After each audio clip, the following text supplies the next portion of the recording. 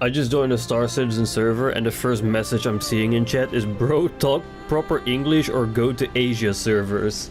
Oh, this is gonna be a great one.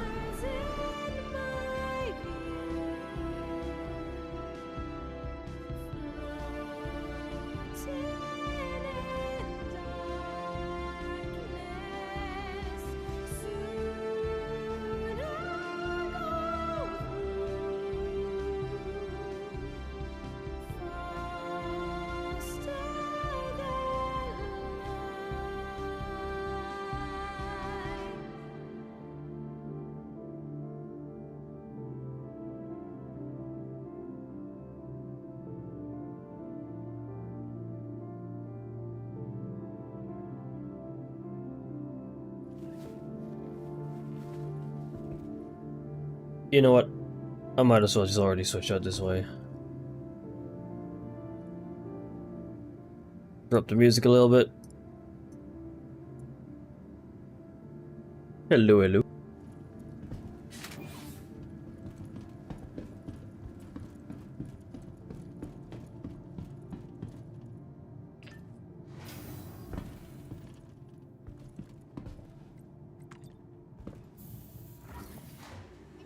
Good evening, folks.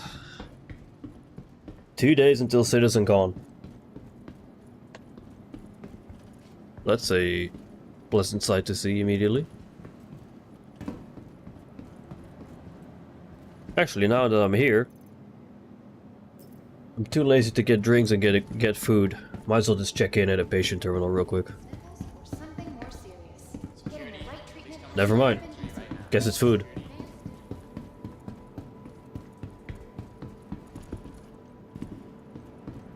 Food it is. Terminals are broken.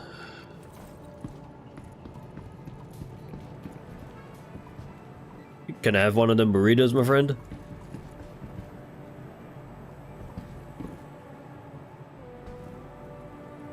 What's the plan today? Honestly, I don't really have a plan. I mean, I have the Novikov armor on, so I might actually go and do some rock mining today. I'm on live service anyway. I'm not on PTU, so.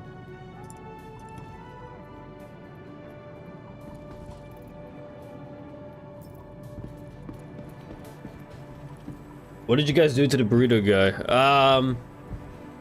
He's just taking a break. Yeah, let's call it that.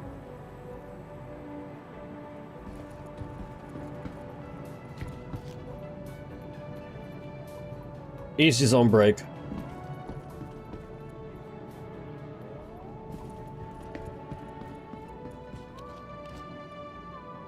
Sir, you forgot something. You forgot something.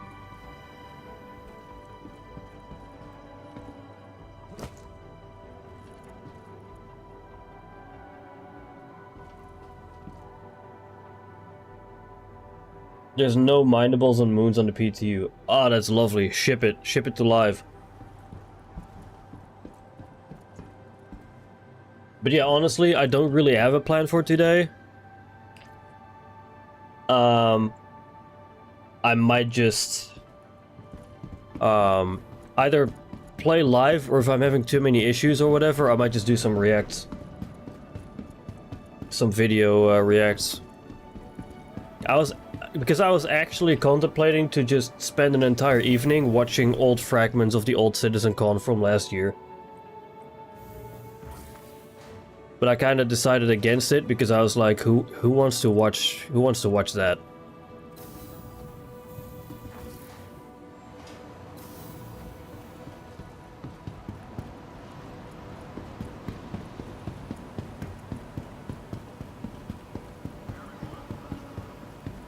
There won't be a stream tomorrow, by the way. I'm not going to be streaming tomorrow. Hiya.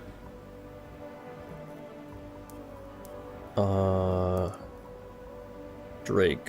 One day.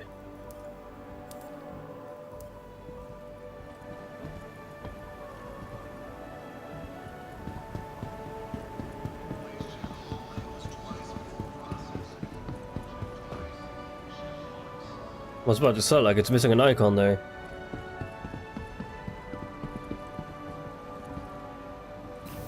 RSCing? Yeah, for now. Until either I get annoyed or bugs start happening. I kind of just want a chill day today, not much dealing with, you know, regular Star Citizen bullshit.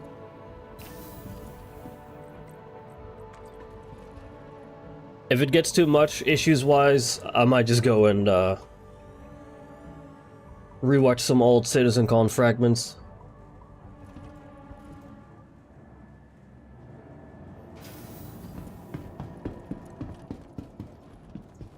Welcome to the ASOP vehicle retrieval system. Alright, Drake Cutlass Black.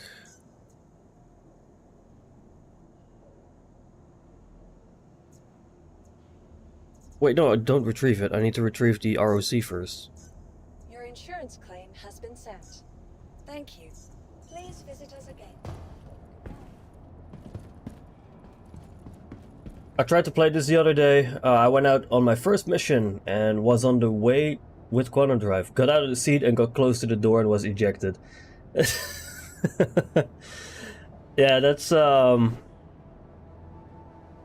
very relatable.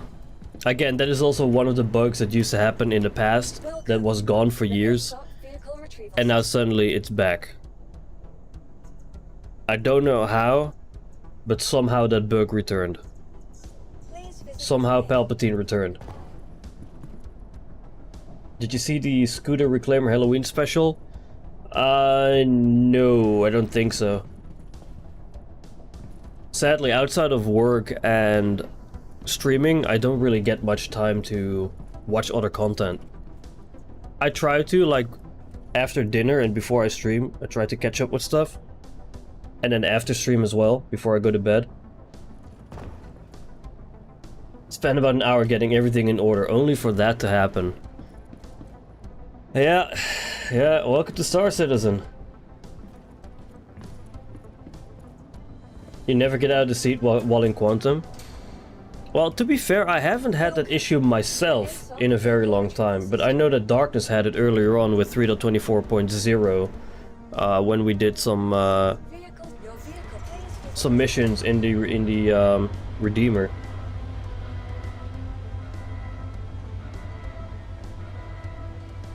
I put away my cuddy before dinner, but I also wanted to store the rock, but it was impounded for some reason. The fuck? It shouldn't be. 90% prep, 10% play. Yeah, basically. I mean, just look at my past two PTU streams. 90% of it was flying around Stanton getting the components just to figure out that the attritions were broken and couldn't be used. That was the entire stream.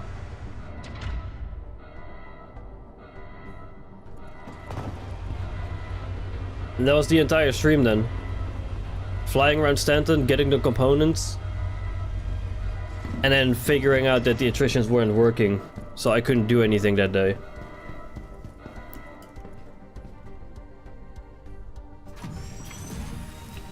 By the way, Robbie, was it your first time playing Star Citizen, or...?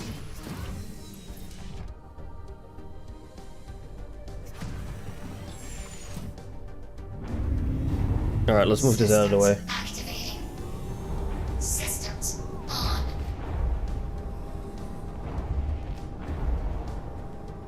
Alright, let's get this one out of the way. I'll just park it over here in the corner. Oh yeah, right, the lights actually have collisions. I picked it up years back and it was super buggy, so I shelved it. Well, welcome back to the same old buggy stuff. Hey there, how has the PTU been today? Today I decided to go on live servers. I just can't be bothered with PTU. It was way too broken the past 2 days that I played it. It was way too broken. Anything I did was broken. Attritions don't work. Like the attrition guns, they don't work. The global event missions, both of them broke immediately the moment I accepted them. So there's not really any reason for me to play on PTU. Plus, I kind of want to chill evening, because I won't be streaming tomorrow, because I'll be going to bed rather quickly, or rather early tomorrow, because of CitizenCon. Again, I'll be streaming CitizenCon all through Sunday and all through Saturday and Sunday. So those are very long streaming days coming up. So I'm gonna call it early tomorrow, get some good sleep for the stream the day after.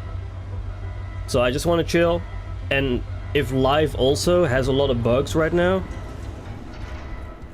like if I'm gonna be getting a lot of bugs tonight, I'll probably just go and watch some CitizenCon fragments from last year and just react a little bit to it. How much actually came to fruition, how much never was never added into the game this year, that kind of stuff. This was my return, hoping things were better. Well, still the same old game.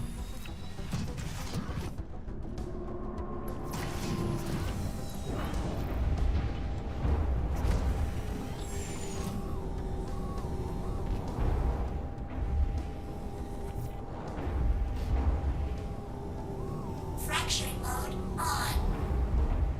Mining mode on. Did you hold the line? Mining mode off. Oh my god.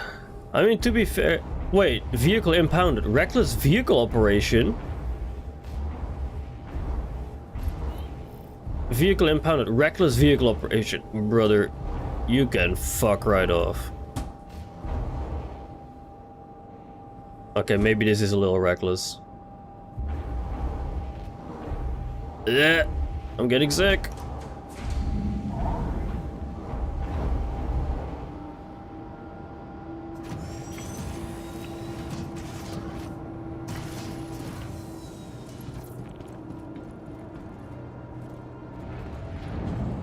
To be fair, Jim, I never bought Squadron 42 thus far. So I don't have Squadron 42 yet. Did the hangar doors open? I hope not. Nope, it's not mine. I would take a Storl with you and put the Head Knight in there and then sell it at Everest. Wait, you can sell at Everest?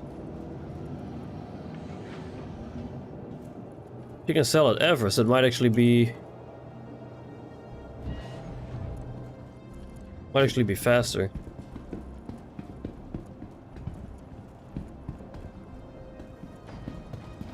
I tried to buy Squadron 42 and got a 404 error. Did you also get the 404 error Spectrum badge? Сука ты, блядь, не упырь, блядь, гнида, блядь. Oh my god. By the way, Amazing Paper, thank you for being the very first channel member. Holy shit. Thank you so much, man. Thank you, thank you. Also, I don't know if you've guys seen what just happened. I don't know if you've guys just seen what happened. I entered my elevator to go up. Apparently, that thought I was entering someone else's hangar, and now I'm stuck. I can't do anything. This is my camera now.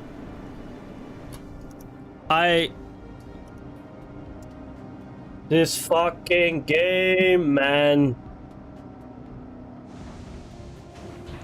Again, Amazing Paper, thank you so much for being the very first YouTube channel member. Holy crap. Thank you, thank you, thank you. That sounds bug report worthy. Yeah, yeah. Oh my god, this fucking game, bro. Alright. I go from PTU to live to avoid bugs. And then I get a fucking bug the first 5 minutes of the game. Unfucking believable, this. Oh my god, bro. That was your first mistake. What, starting the game?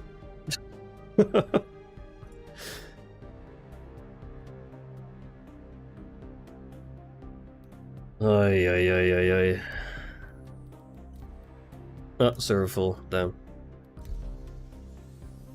A bug's life has less bugs. That is... that sounds actually true. I'm not gonna lie. No. I didn't go from PTU to PU expecting no bugs. It's Star Citizen. Expecting bugs is a way of life. You don't play Star Citizen without bugs. That's just how it is, sadly. I was just expecting, you know, being able to do something in the first 5 minutes that does not include turning into a ghost.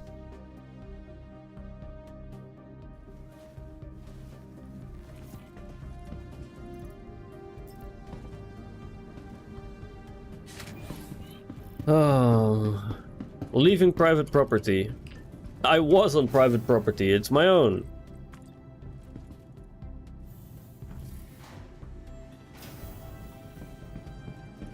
SC is a puzzle game where you have to figure out your way around bugs. Yeah, that has been the thing for as long as Star Citizen has been playable. Sadly. The fuck? There's a lot of people here. Welcome to the ASOP Vehicle Retrieval System. Oh my god, wait, it says stored. Hold on, it might still be in the hangar actually. Meanwhile, I'm not having any issues yet. Well, good for you. I guess you're playing on the streamer-only servers now. Alright, AFK got food. Hey, food time is always good. Is this just a bug where I'm not getting an elevator or not getting a hangar?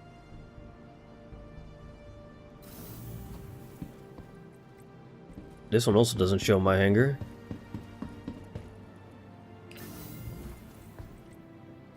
This one shows my hangar, okay. Well, let's see what happens now. Only one elevator worked.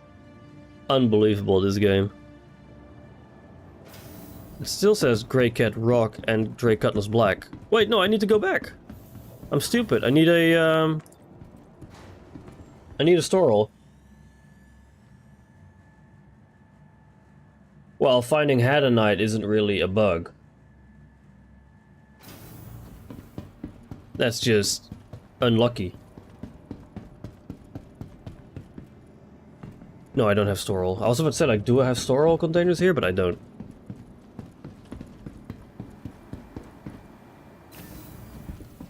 I need to go to the cargo center to buy Storols. If only we could buy stuff from our hangar. I know, but I don't mind this either. I don't mind this either. You kind of need to have a reason to move around. Because if you can do everything from your hangar, nobody will leave their hangar.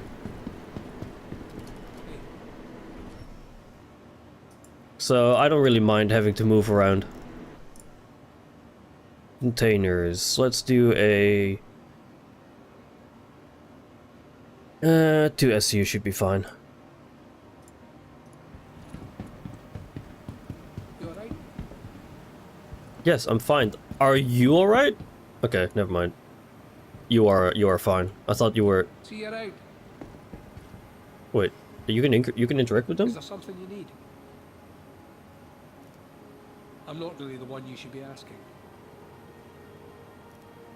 You're gonna have to find someone else to help you. I was saying goodbye! See you around.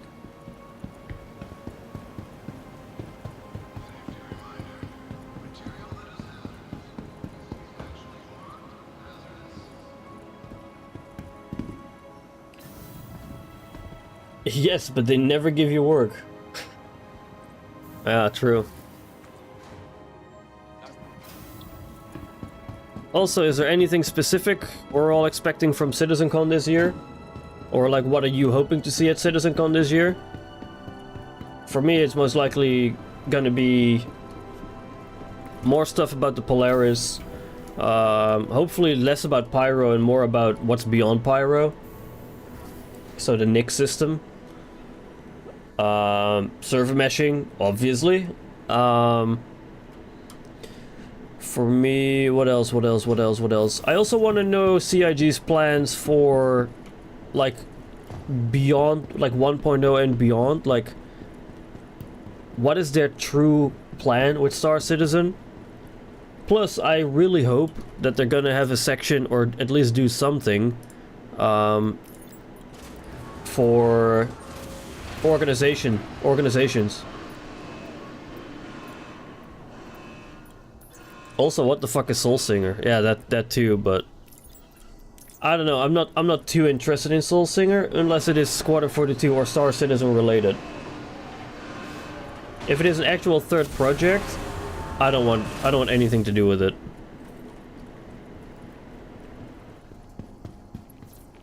They can't even finish one project, let alone a third. Yeah, no thanks. Oh my god, I have no tractor beam here. I have to go back. Oh my lord. I have to go back.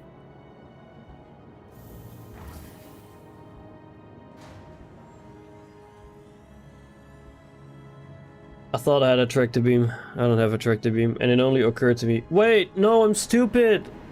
Ah, the Cutlass Black has a tractor beam.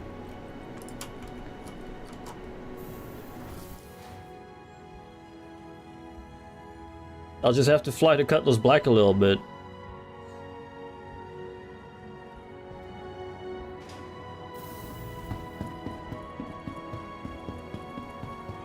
Missed the days where you could just hit I at the cargo center to see if you have what you need before you left. Yeah.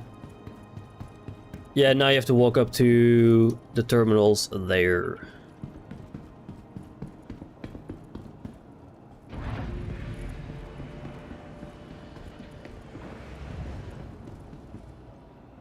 That's the tractor beam right there, right?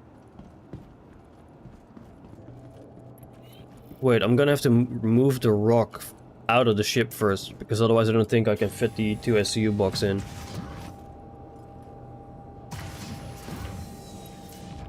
Gonna have to quickly drive it off. Systems activating. Systems on. There we go.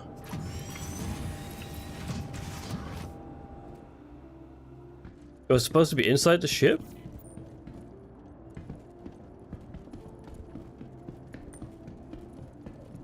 On the tail made a hole in the shields.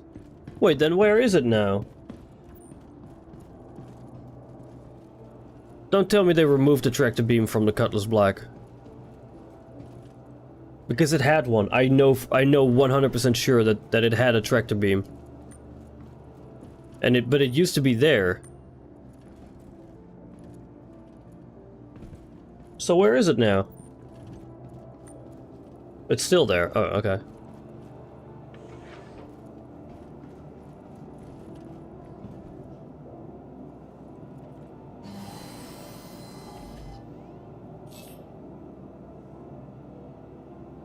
Let's do this.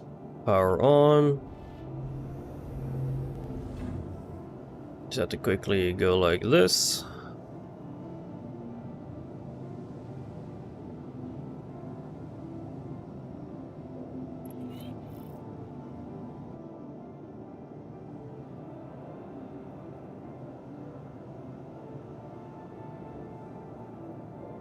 There.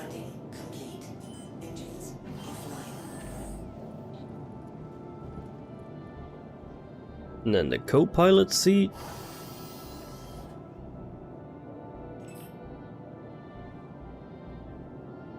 Where's the power on? Power on. Enter mode turret. Oh, okay. So it is here, but it is inside now. Okay. It is inside.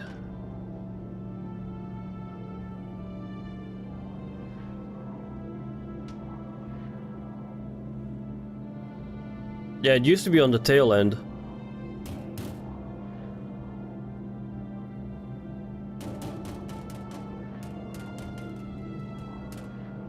Am I gonna risk putting it off the grid? Probably not.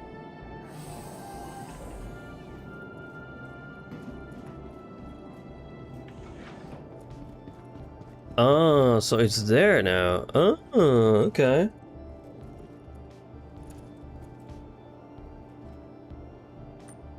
They moved it because it caused a hole in the shields. Interesting. Okay. So why not make the shields a bit bigger?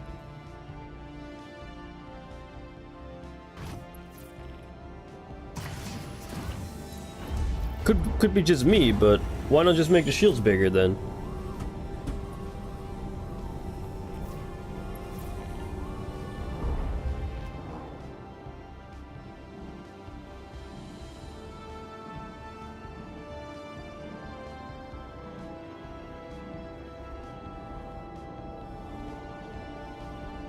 Oh my god.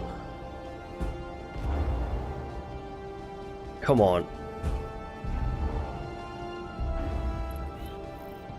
Get out there. Just go backwards. All you have to do, go backwards.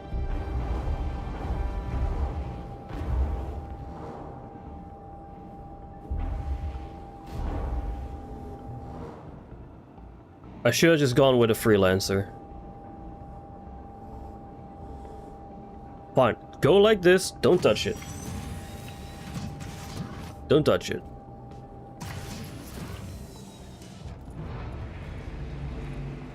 Never mind. Touch it, because I can't move past it. Never mind. We go back. No, it's not good enough.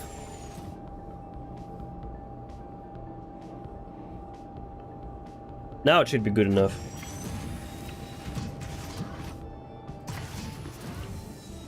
There we go. Now my fat ass can walk past it. It's because of the fucking Michelin man looking armor.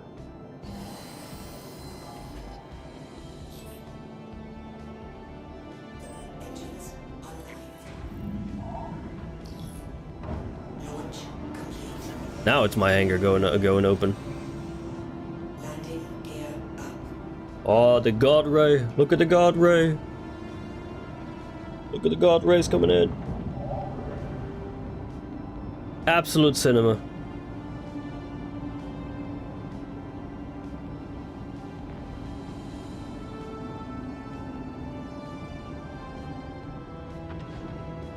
Alright, Aberdeen. Let's go to Aberdoodle. Thank you. Please visit again. This looks like daytime. Alright, on our way to Aberdoodle. Ah, old MFDs, old HUD.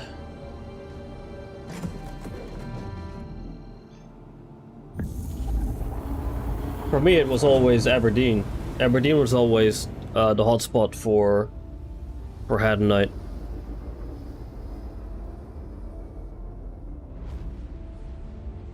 Quantum drive is now off.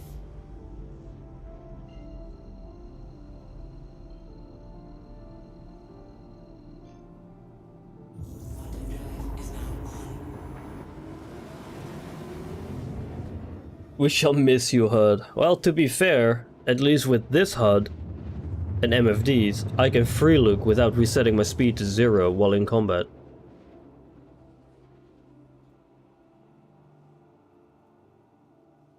Why would we want to see the fuel amount at all times? I know, right? Is now off.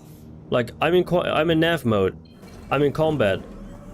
I can still see my hydrogen and quantum fuel, as well as my noise and all that. Like, if I go to nav, I can still see my decoys. Not in quantum, but in scan I can still see my decoys and noise.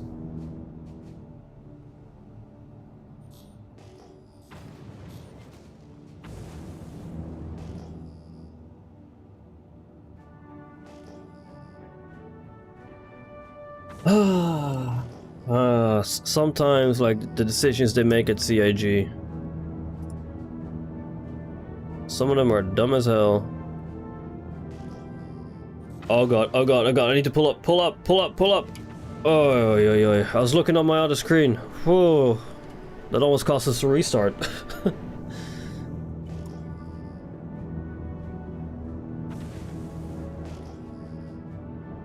That was almost the end of the gameplay portion of this stream.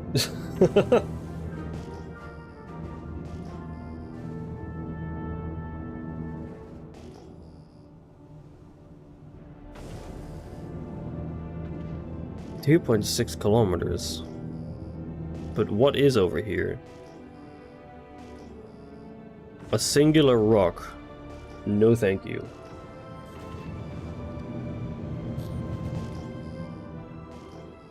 Another singular rock. No thank you.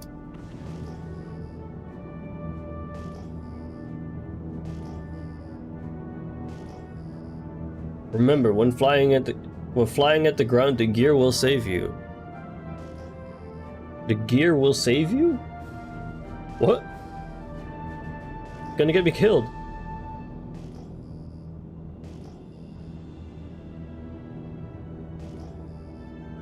Oh, you mean like dropping your gear to lower your speeds?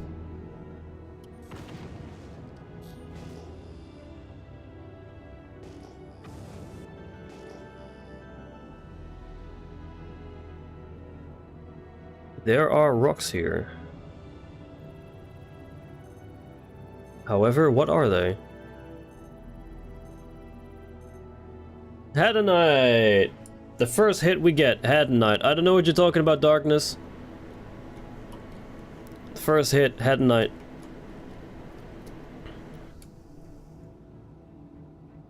I think we can chalk it up to a skill issue on your end.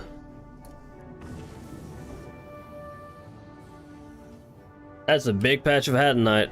Hey, yes sir. Just the way I like it. Gonna have to rotate it a little bit.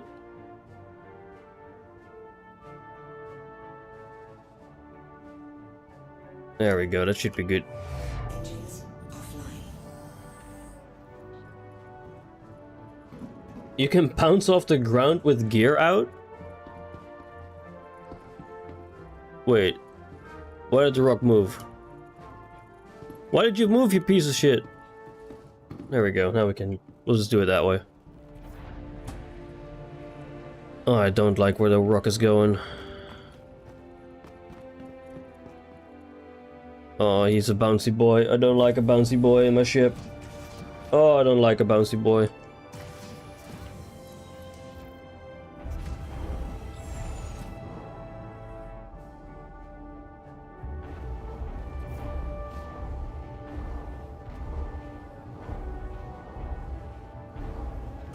No need for a tractor beam. We're professionals here. Speaking of being a professional, where did the head knight go?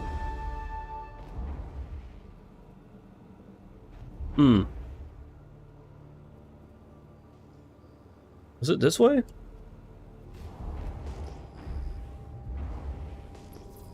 Oh no, it's the other way.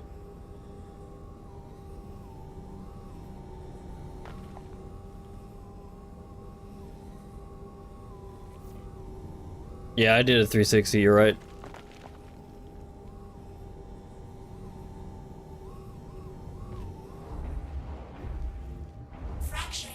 Ooh, that's a lot of Hadanite.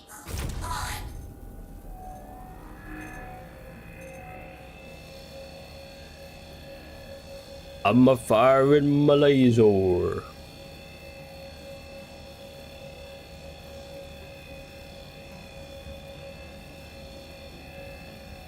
That's a lot of Hadanite.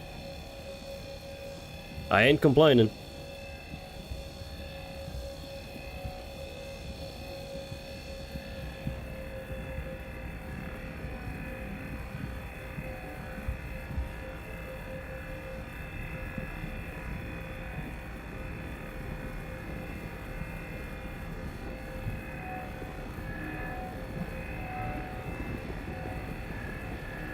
There we go, that is perfect.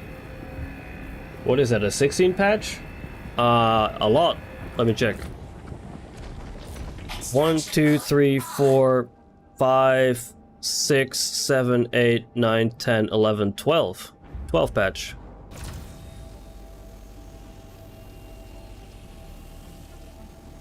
You'd love to see it.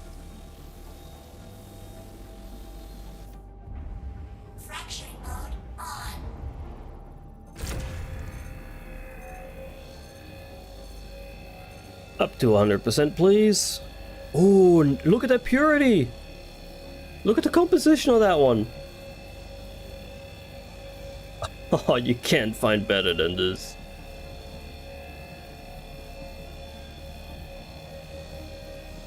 Oh, you can't find better than this.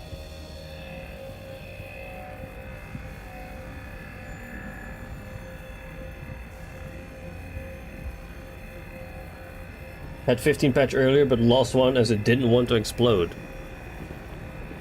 Really? I've never had them not exploding.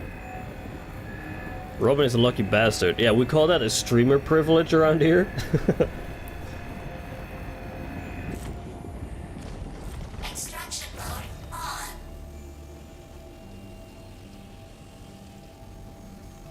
Dash a lot of Hadanite.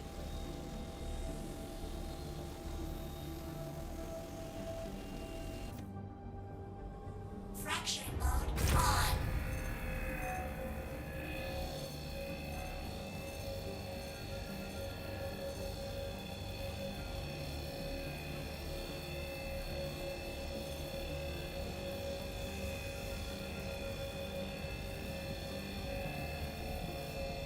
Good.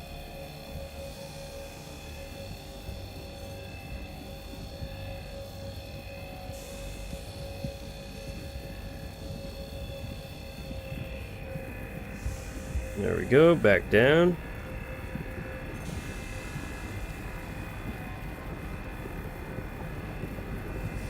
You know what I really need for this? For rock mining?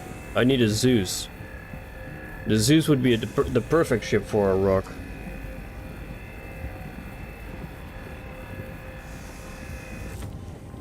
Extraction mode.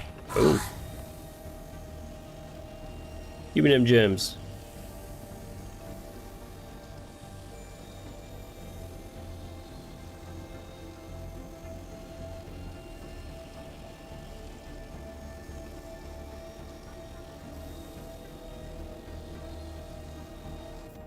I think the B-win went a bit low, so I guess didn't register. Ah, right. Why can't I turn my... There we go. Fracturing mode on. I still like my MSR, I can get 2 rocks in it easily. Oh, the MSR is also a very nice ship. I really like the MSR.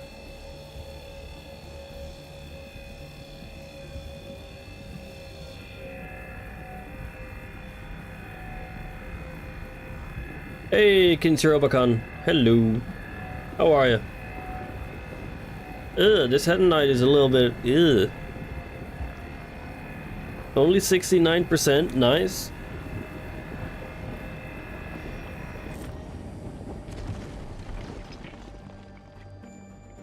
Extraction mode on.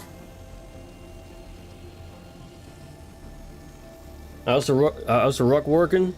So far, it's going alright. Aside from being turned into a ghost earlier on, it's going well. But today, I'm not very patient with bugs. If I'm getting one more quote-unquote game-breaking bug, I'll probably go and watch some last year's CitizenCon stuff and just react to that for a bit. Just talk about it.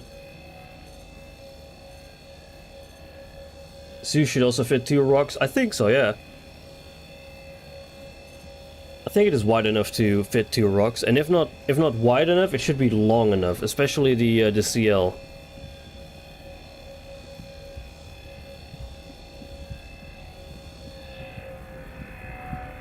Honestly, I kind of feel like watching the Hold the Line video from Squadron 42.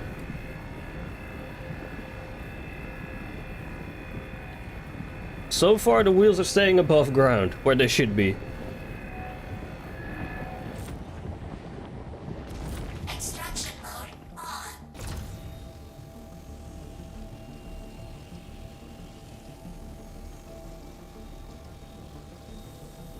Give me those 2 as well, and those 3. Thank you. Fracturing mode on. No rock flat tires? So far, no. No flat tires so far.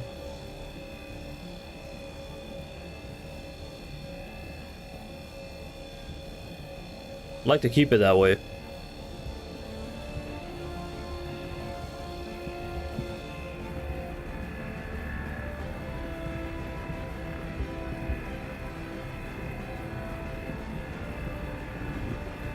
Does it go up hills?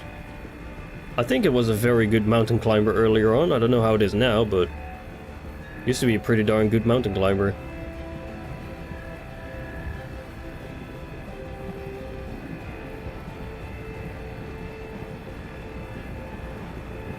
Low rock tires did phase through the hangar floor, but I got it out easily. Yeah, if you just move around a little bit with the rock, then it will suddenly pop out. And if not, you might have to go to the edge of the elevator.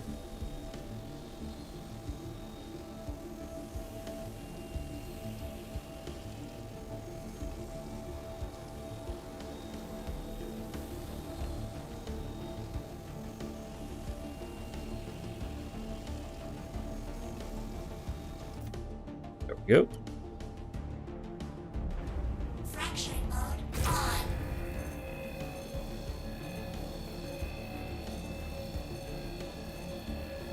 What do you guys feel like doing after this? Should we just keep on rock mining, or should we go and watch some previous CitizenCon stuff? Like the Hold the Line video. That one alone is already like 30 minutes, so we could just turn it into more of a chill stream. Watch the Hold the Line video and then maybe like one panel. Previous CitizenCon stuff sounds fun. Alright, alright. Can definitely sell it after this haul. Extraction mode on.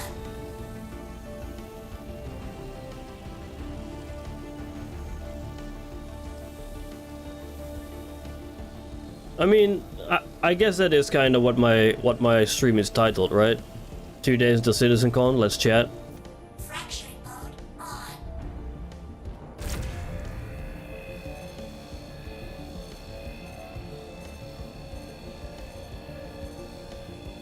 Could definitely do some previous CitizenCon stuff after this.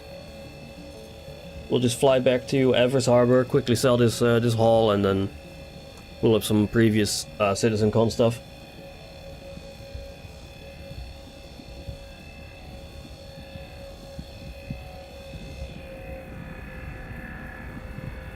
You could give us a tour of the rare spots like the Stonehenge of vending machines. I know it's somewhere at Grimhacks, or somewhere around Grimhacks, but I don't know the exact location. You could also watch CitizenCon stuff while mining. Extraction mode. I wouldn't really be able to pay attention much to the video then. Because I'll be busy mining for the most part. Isn't there also like a little Christmas tree area around at Microtech near New Laggage? I swear I was sometimes just walking around there and I saw like a Christmas tree area.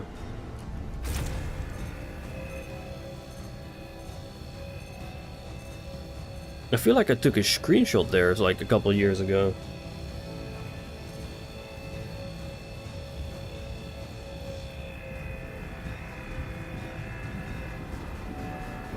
"56% head night, not a lot." Yeah, behind the hospital at New Babbage. Yeah.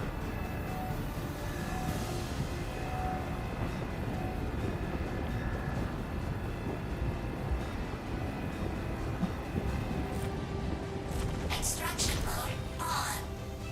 And then I know that on Daymar there's also a javelin rack somewhere. It's somewhere on Daymar.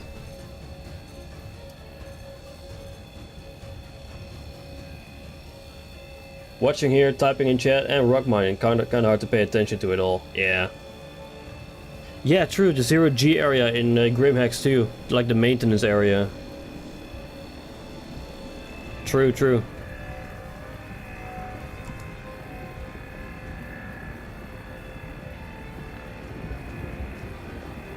And it shouldn't be a secret area, but I would say like this little side alleyway in area 18 where Twitch is also kind of like a secret area because nobody goes there.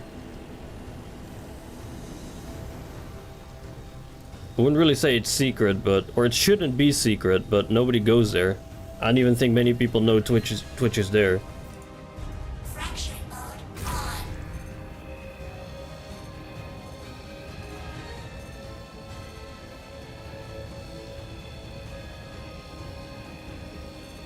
I no, same here. I haven't been able to get Twitch to give me a mission either.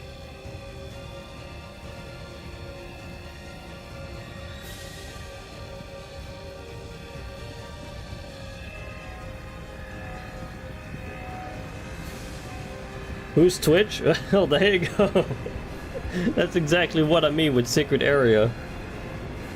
Twitch is a mission giver in area 18. I think for unlawful missions.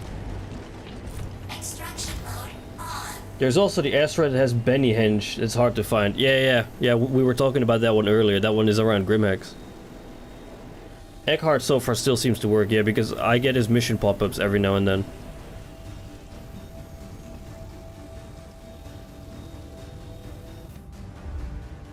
Alright, last rock. On.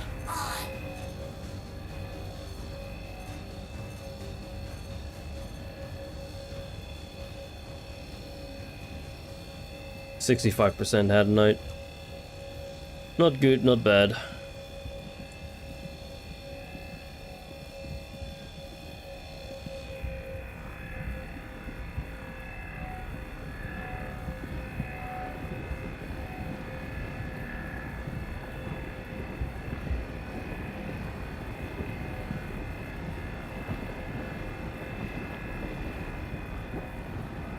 I forget the guy's name that in Hurston Business District. Oh right, one of the, isn't it Constantine? Constantine Hurston? I think it's Constantine over there.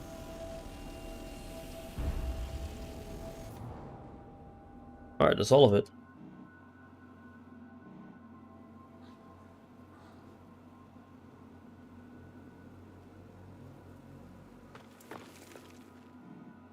Let us go back.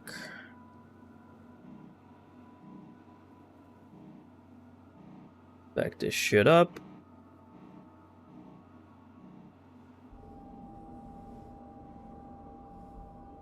Oh my god. I hate that the rock makes a little jump when you go inside.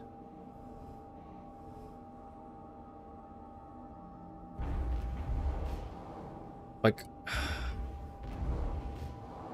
now I kinda have to do this, like, ew. Okay, this should be good enough. Yeah, Constantine, that's the one. Also, you got Projector Guy in Grim. Has he been working, like, at all? Hey, Jamama. Hello.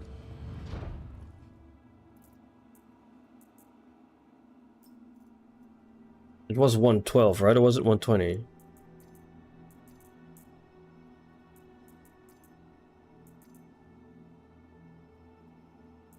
Come on, drop the bottle. There. It was 120. There we go.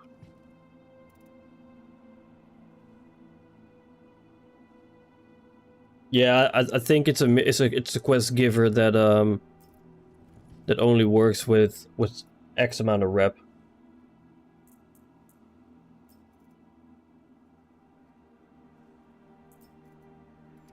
$120, and I'll be fine immediately.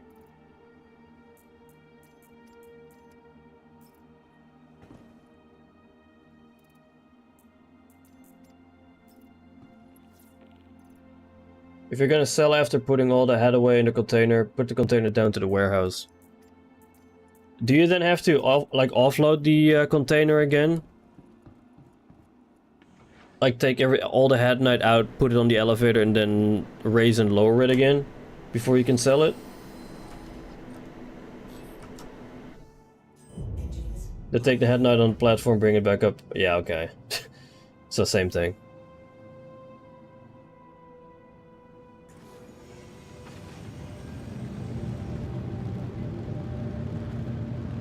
That's looking nice though with the sun over there.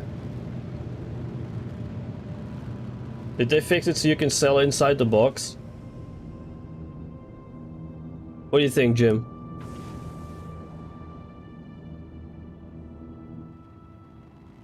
I could screen cap. Ah, fuck it. I'll do a quick screen cap.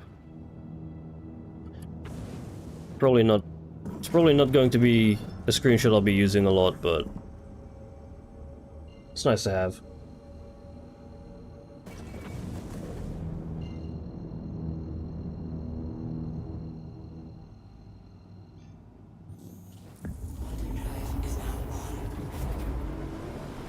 I know the answer.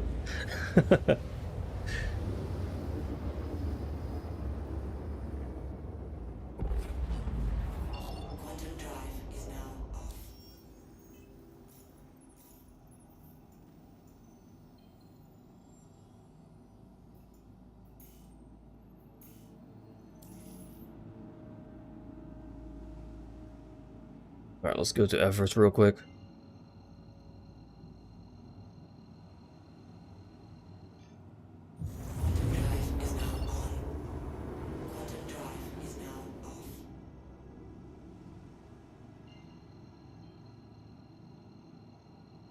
That's looking good though, the atmosphere.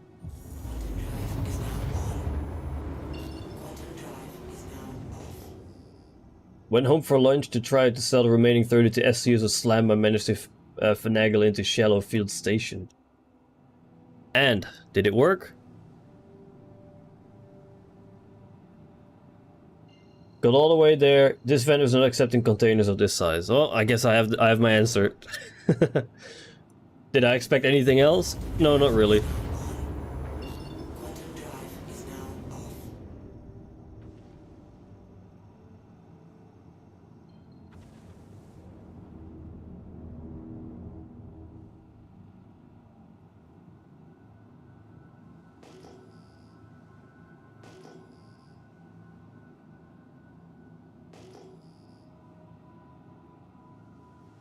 Sold 2 of them last night. Demand was high, not sure what gives. Really?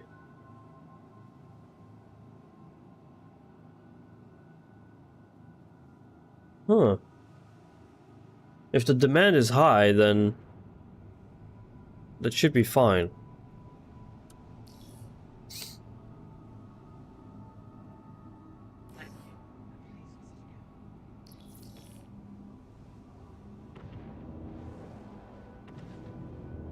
Right there, Sanger.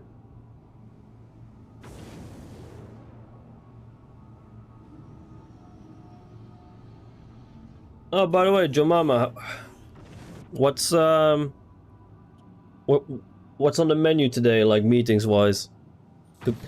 Any more fun meetings?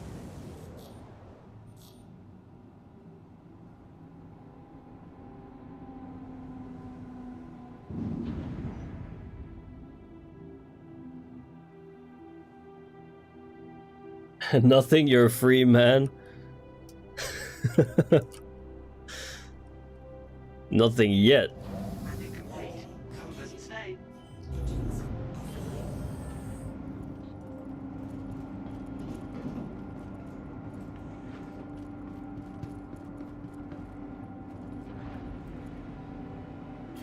Quickly drive this out.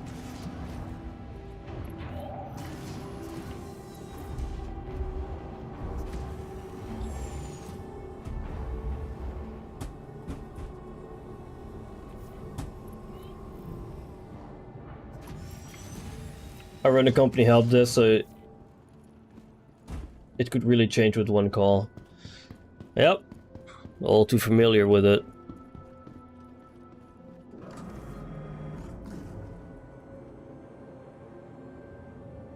Okay.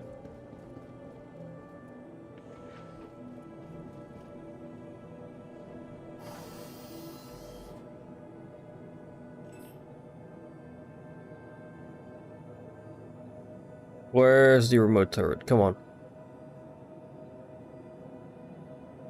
The button was somewhere here earlier.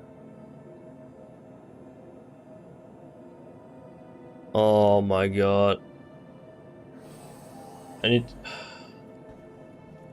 Oh, I need to go here first. Switch to SCM mode before I can use the tractor beam. What do you do in IT? It's a bit of everything, really. I do help desk stuff, but I also do server maintenance, network maintenance. I pull wiring through the building. I prepare workspaces for people. I do firewall stuff. It's a bit of everything.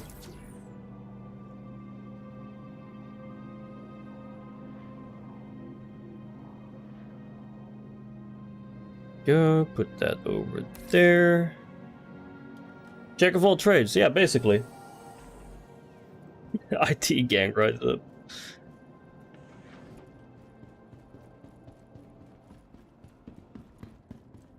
Yeah, it's a bit annoying that you have to go back into SCM mode before you can use the tractor beam.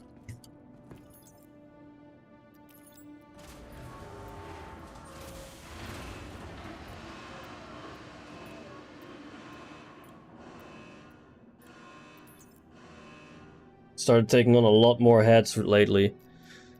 If only they pay well. Only if they pay. If the pay is right. Our company is shrinking, so I'm helping out with the network stuff now too. I mean, that can be a lot of fun. That can be a lot of fun.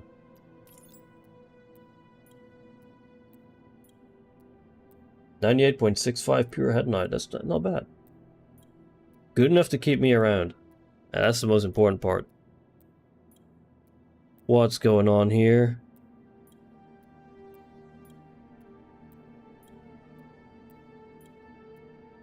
I don't like where this is going. Oh.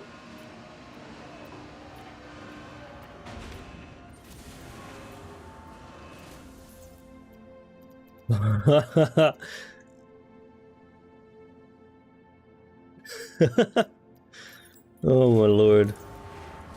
Can I see them in there?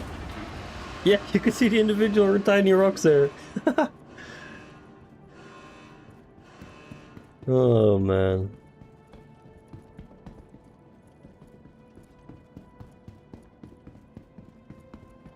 Can I actually store the Cutlass Black here? ASOC vehicle retrieval system. I can. Ah, perfect.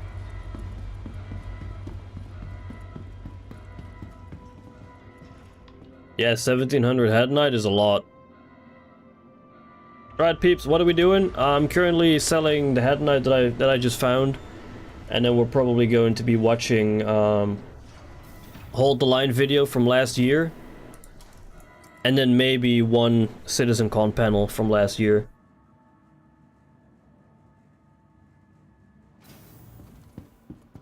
Kind of just want to relax a little.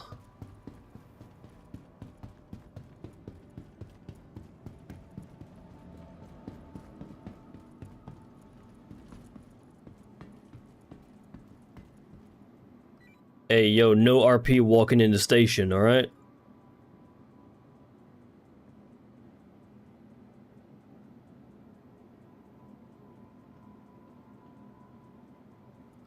Yeah, that's better. Yeah, you keep on running.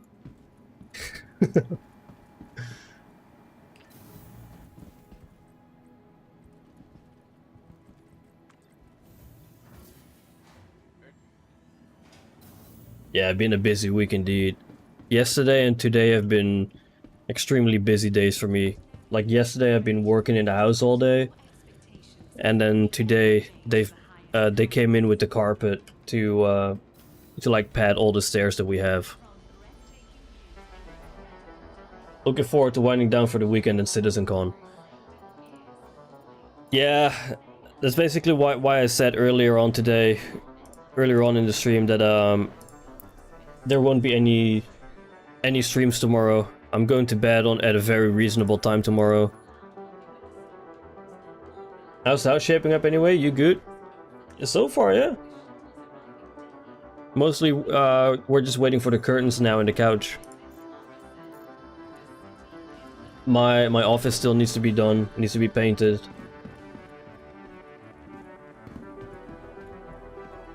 But most of the stuff is in now. Or well, it's not in, but most of the stuff has been ordered and is around, like, just not in the house itself yet. Still need to be built. Still need to build the IKEA stuff. I have an errand to run on Saturday. Should make it for the stream though. The stream will be starting at 9 in the morning, an hour before CitizenCon actually starts.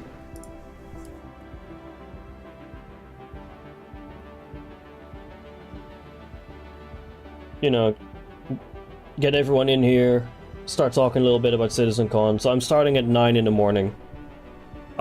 I'll do a proper post on the BEIC Discord, probably tomorrow. It's about an hour drive to you. It's fine. It's fine. Alright, let me quickly... It's just mostly, you know, to get people in. Maybe we'll watch another panel before CitizenCon actually starts. Been waking up at 12. Alright, let's see. Browser cap. Let's do this one. Let's put this up here. Let me quit Star Citizen.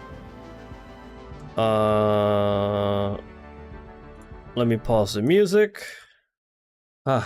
Peace and quiet. Would you look at that? Alright. Let's get going.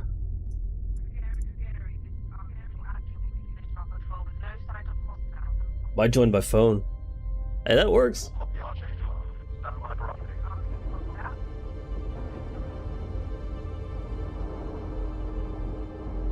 We actually turned off Spotify without crashing it. Yeah, we actually turned it off on purpose this time. Getting a faint contact on bearing 287. You picking that up? Yeah, got it. God, the intro music is so good. Like when the bagpipes start. Oh my god. Request out of BEIC 3, provided that civilian traffic is restricted at the lockdown. Copy that.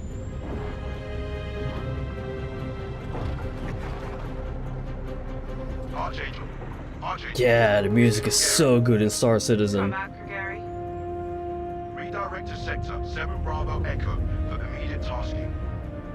Copy that. I'm already On our getting way. goosebumps and we haven't even gone to the bagpipe part yet.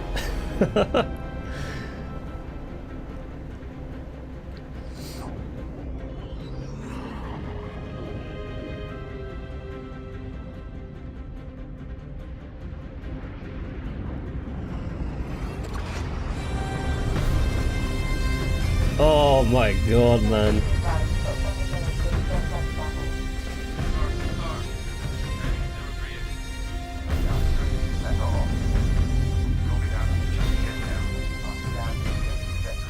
You hear that? Taking a big whiff of hopium over here.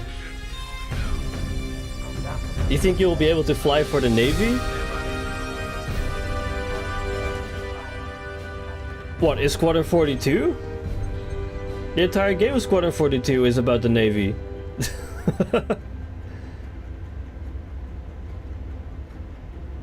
Squadron 42 is entirely about the Navy. What do you mean? You got to snort it better that way. I know I just wrote you, but a couple of hours ago, proximity sensors on The other side of the jump got twigged. Word is it might be that clan we've been battling with. I guess that last fight didn't scare them off off. quite like we all hoped it would. Honestly, we've been out here so long, I don't know what to Pull for anymore. This is your first time watching this? No, I saw this live last year at CitizenCon. I'll write as soon as I can. Stay safe. Saw it live last year. Your loving son. Live on Twitch, that is. I wasn't there. I wasn't physically holding the line. Just virtually. Just getting hyped up? Yeah. Basically, like, seeing stuff from last year before CitizenCon 2954. Only saw it 24 times. Yeah, it's about same here. Sir. We burned so many times waiting for this game, willingly every time. Whatever was burning is now charcoal, but somehow 4.0 sparks and embers still. Pushed up to the flight deck Yep. whenever I could to watch the launches. I think that goes for everyone here.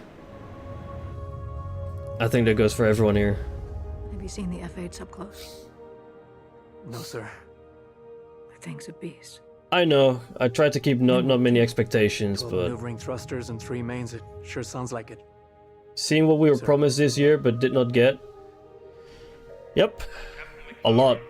I think we only got like what, 64% of what was shown in CitizenCon last year? A lot of which is also just partially implemented. I saw you apply to the flight academy again. Yes, sir. Keep your head up. Took me a couple times before I got in. Thank you, sir.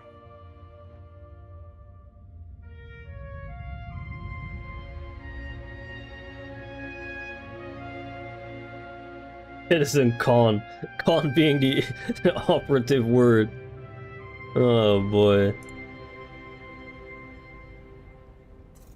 When I first saw this part at CitizenCon last year, like this part, Sol System, Earth, Manchester, I actually thought this was part of the game at first. Like, I actually thought this was part of the game when we first saw it, and I was like, oh my god, this shit looks so good. This looks just like real life. And it actually was real life.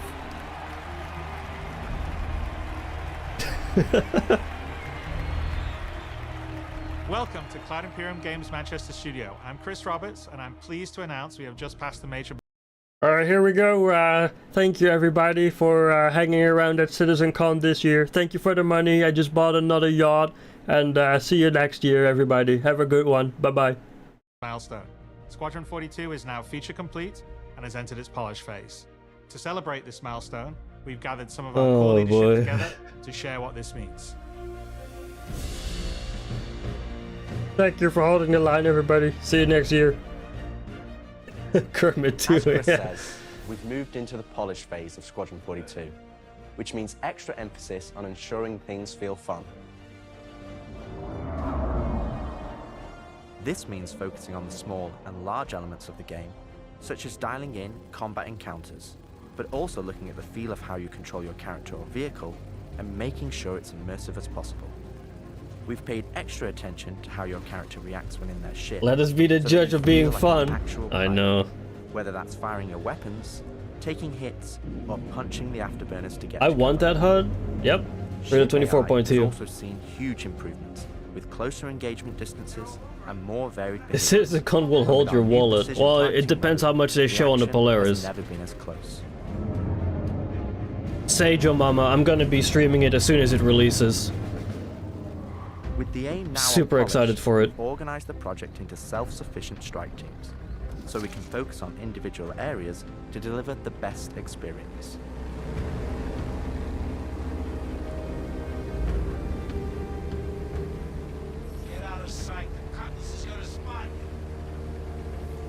This allows us to bring all disciplines together. I need a role on the Polaris though. Hey man, I need a lot of people on the Polaris. Nightcop as pilot. Final cinematic performances, and Amaranth has engineering.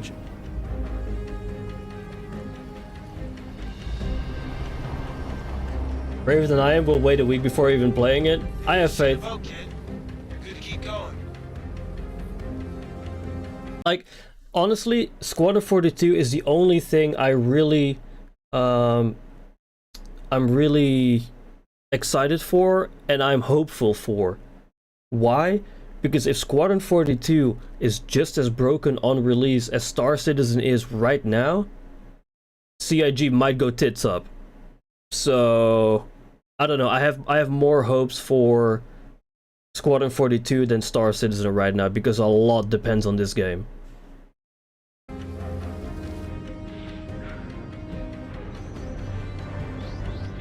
We're also dialing in gameplay features. I don't want concierge, man. For both atmosphere and space, which covers master modes, control surfaces, and our gold standard HUD and MFDs.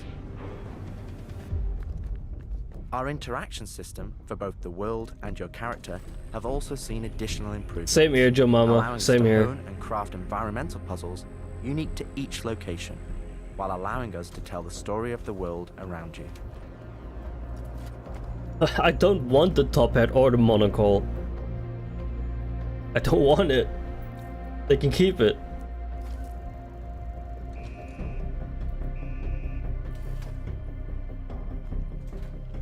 The military multi-tool is an essential piece of equipment for every pilot. It will be pretty rough for backers beta first, and who is going to resist until the full release? Wait, aren't they going like full release from the get-go with Squadron 42? Weren't they like the beta stuff disappeared, right? I swear that they're skipping the beta straight away because that wasn't that the main reason they didn't show us anything of Squadron 42 for the last couple of years, because they wanted it to release it in one go and not like spoil everyone, because they wanted everyone to experience the story like from the get-go. If they're gonna be releasing Squadron 42 as a beta, I'm gonna be incredibly disappointed. Like 12 years of development and then still a beta?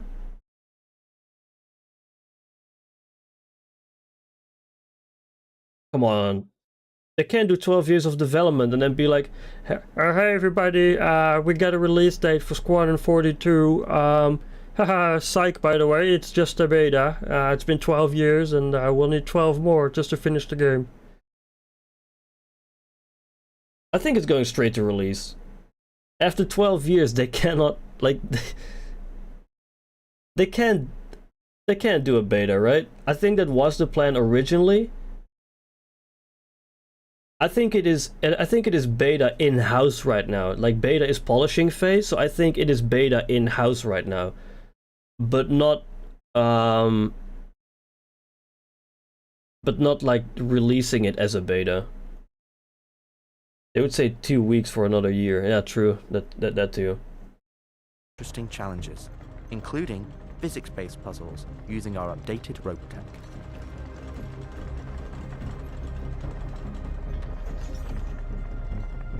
Yo mama, nobody knows what's going through Chris's head, and I don't even think I want to know, because I'll just be scope creeping for the rest of my life.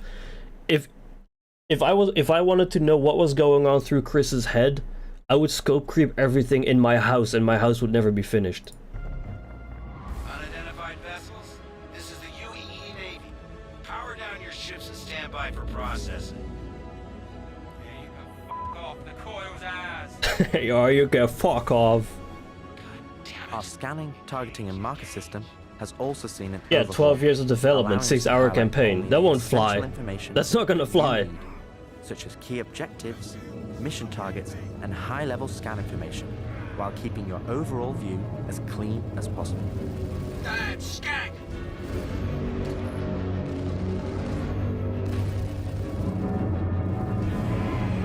Take him off me! No, no, no, no, no, no! Tactical FPS combat and stealth, which has seen a suite of Ooh, improvements P6 from AR, improved I want it routine, so weapon bad. balance, realistic scopes, and Oh, I want the smoother P6 locomotion, AR so bad. alongside our new and improved FPS radar and scanner that provide you an overview of the battlefield, but at the cost of ramping up your own emissions.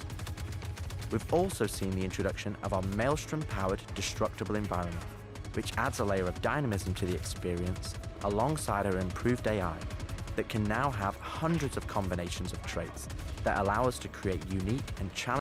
This I don't like. The FPS scanning can fuck off. Like, FPS scanning like this is fine in a single player game. This has zero place in a multiplayer game. Amazing paper. I will drop a fucking emission in the toilet soon.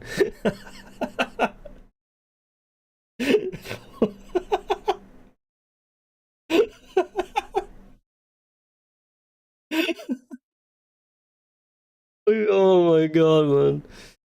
Nah, but for real, for real, FPS scanning has no place in the multiplayer game. Like, no shot. FPS scanning is just legal wall hacks. Has the new update drop? 3.24.2? No, still on PTU.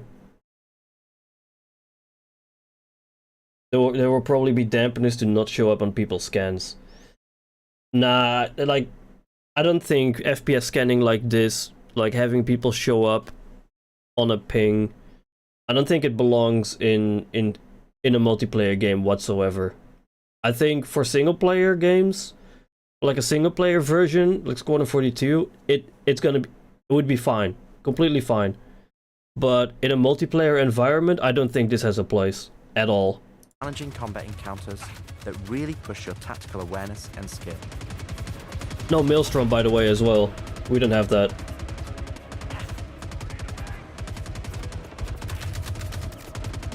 Oh, I want the P6 AR so bad.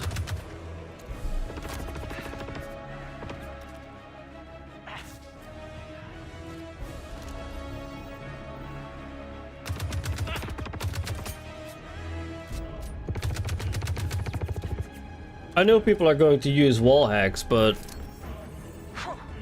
you have to assume that most people don't, and then giving everyone access to wall hacks, I'm not a fan of.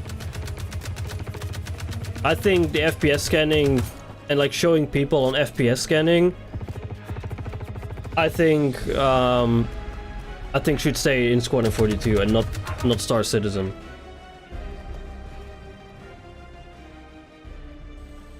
Yeah, the story will be a single player. We play and review the builds regularly, and call out action points in each level from start to finish, and where we need to improve the gameplay. I couldn't see Amazing Paper's comment about emissions until it showed on the overlay. Ah, man, that was a good one.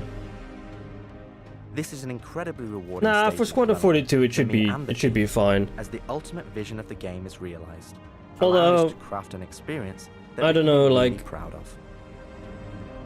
the more I think about One it, specific I area feel that I'm like excited to dial in is the feeling of the player. I feel like it interacting isn't with the fun world because around them. people will just be spamming like As it's a ping core like they do in component of ships now. and really Unless grounds the world unless in there's reality. a cooldown on We've it. made sure that any interaction in the environment is physically represented by a character animation to keep you in the moment and fully immerse you in the experience that we've created.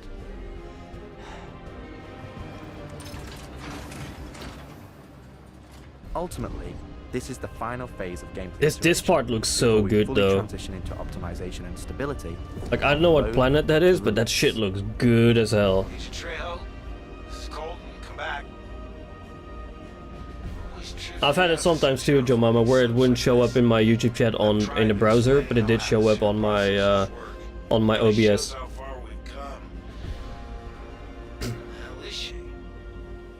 With the transition of Squadron to Polish phase, we've had the opportunity to find additional moments. Yeah, so Squadron moved into Polish phase. Polish phase is beta, which to me says that it is beta in-house, but they're going for a proper release, like a proper 1.0 release before giving it to the public.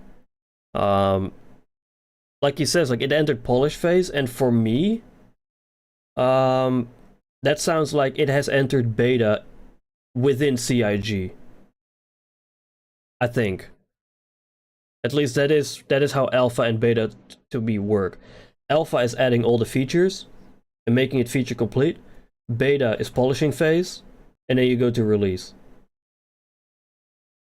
So that is my opinion on this, where I think CIG is going for a 1.0 release instead of giving it like going to beta. Within the existing narrative to add subtle interactions. I still think my comment was deserving of top chat. To play through these areas Kinda, and find yeah. places to augment the mood, Kinda. support gameplay, and further embellish our story and characters. So yeah, man, I can't believe it. They said I've got to wait another 2 years before I can reapply. So that's why I figured I'd get a job trying in security. I love Mark Hamill's reaction to this. You know, I can get some hours flying in the cockpit and whatnot. Can't hurt, right? Exactly. I love how this guy on the left is just yapping away, and Mark Hamill is basically, yep, very interesting, man, but who the fuck asked?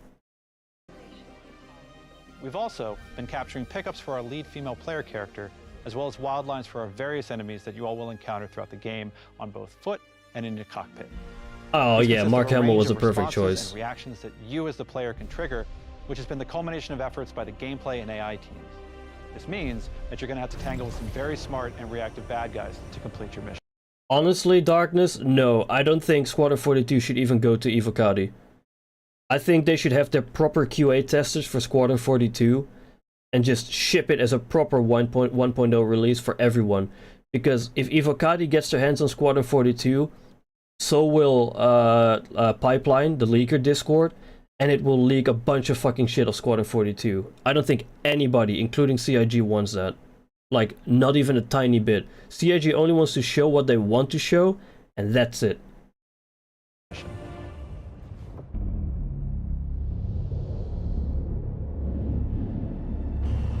Yeah, true. Mark Hamill and Chris Roberts have always had a very good connection.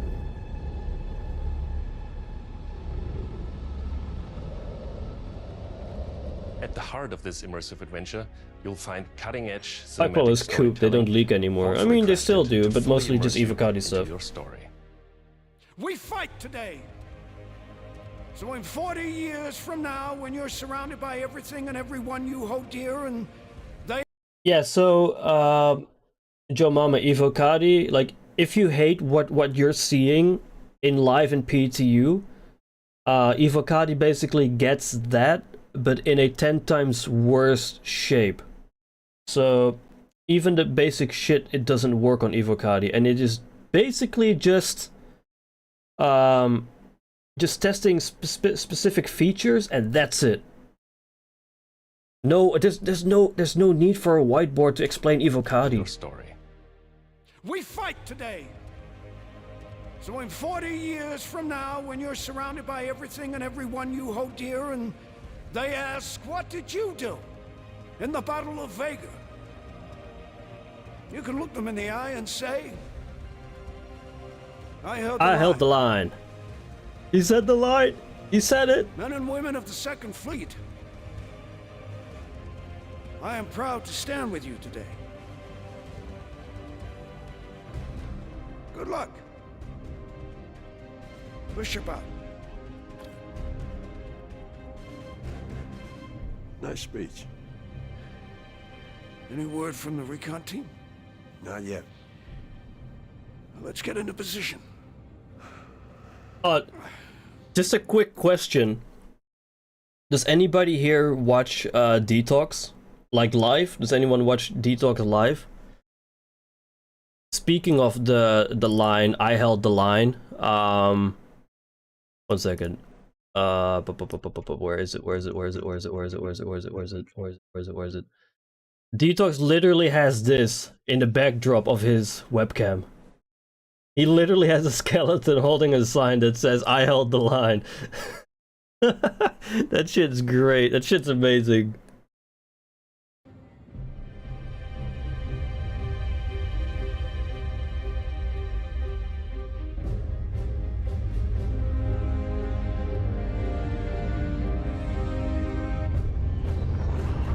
I'm a 3D print that.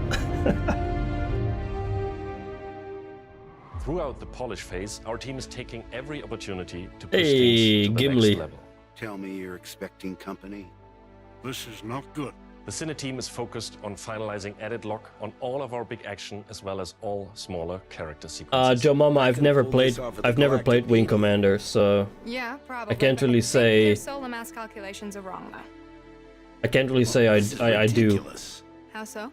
We are now able to adjust our shot composition to final cameras thanks to recently crafted space vistas and level art being content complete now. It'd be nice to know how much of a shitstorm we're flying into. More like a hellstorm, Blue. One you ain't gonna fly out of. Shut up. Now, I hadn't seen another ship that wasn't trying to kill me in days, let alone a hauler, let alone a Jean. So you can imagine my surprise. Detailed lighting passes can be done on hero sequences so we can Dude, show Mark our Hamill cast looks so and convey good their in this emotions shot. the best light possible. Like all the wrinkles and all that, On like hero sequences so he we looks can so show our good in this cast shot. and convey their emotions in the best light. Like right there, he looks so freaking good.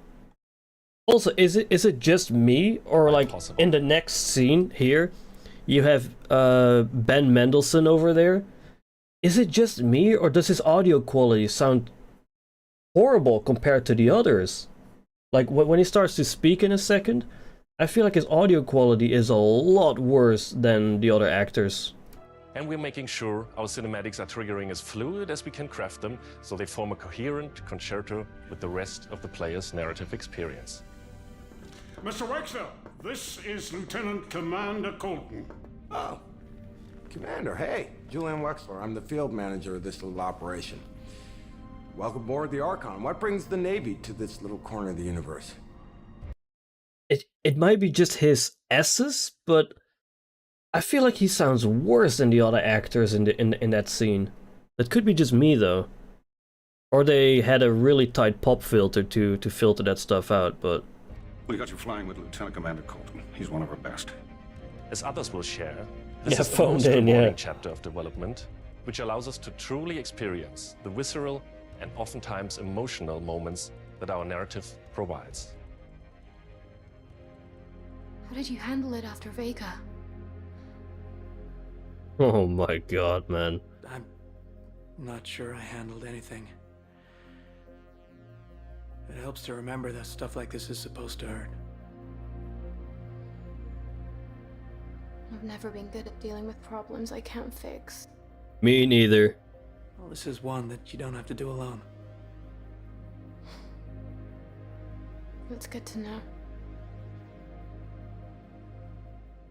For the animation teams, polish phase means refining the social aspects of Squadron 42 that occur between the various missions and getting the behaviors implemented across all of its chapters. Here we're dialing in the hangar to make it as immersive. This looks so good though, like as someone who plays a lot of DCS, this part looks really good. Very realistic, especially the takeoff part.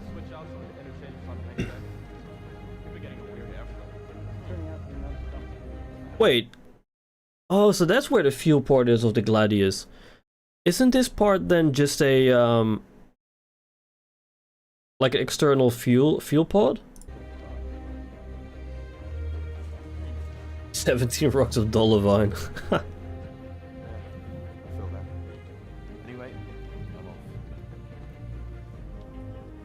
For example, we're launching off a space carrier, but we still ground the feel in real-world actions, refueling, repairing, and inspecting, and making sure that your next flight mission yeah, that looks is a really good. success.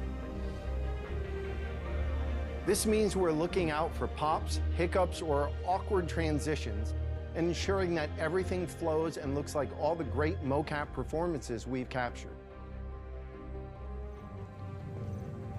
Has anyone played Hitman here? Has anyone played Hitman? Because the voice actress of her is also the same voice actress of Deanna in the Hitman series. Let's ready some extra ice packs out of storage. Whenever gunners are on full rotation, you can always count on at least one of them getting hurt. Same voice actress. We also have you covered in everyday life. The medical staff work diligently for their patients, whether they're players or crew.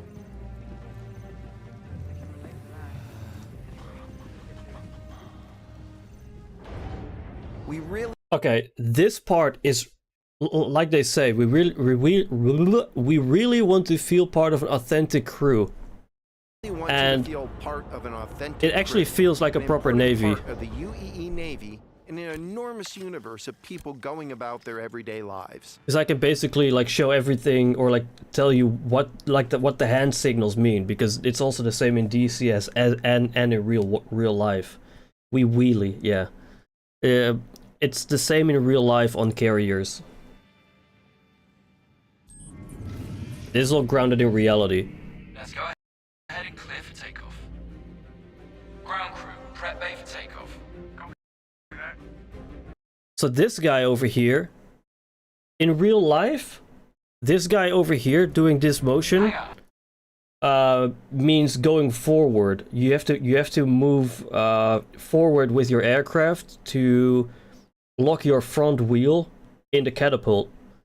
But of course, they're skipping that part because you're on magnets or whatever. Ready for launch.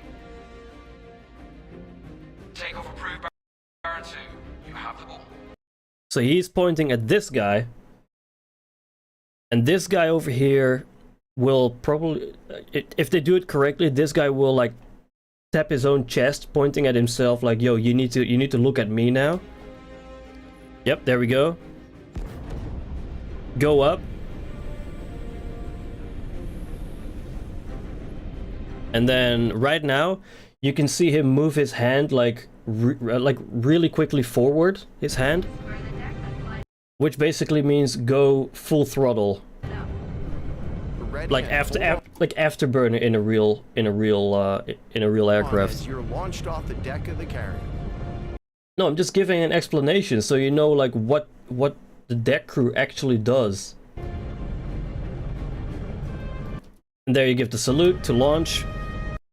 And now this guy will or should point at every crew member around your ship to see if they have a safe distance from the aircraft that is launching. There you go. You see him pointing. He points at the other one. He points at the guy that he transferred command from. Have a safe flight, Baron. And then he launches.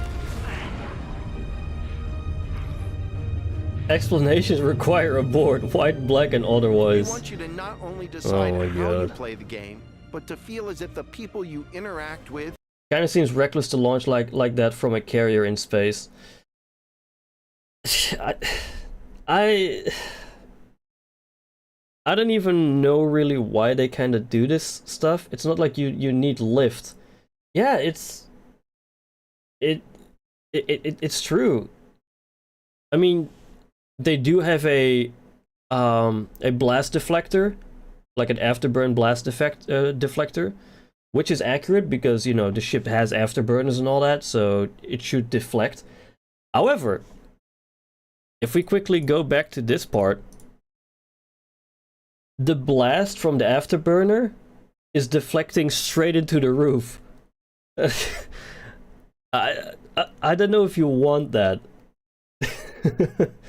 I don't think you want to deflect the blast of an afterburner into the roof. We really want you to feel.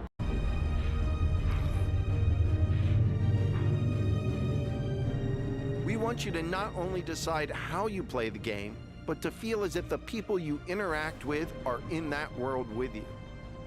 I would have never thought a shotgun could be so. I wonder if they left in the Terminator sleek as hell.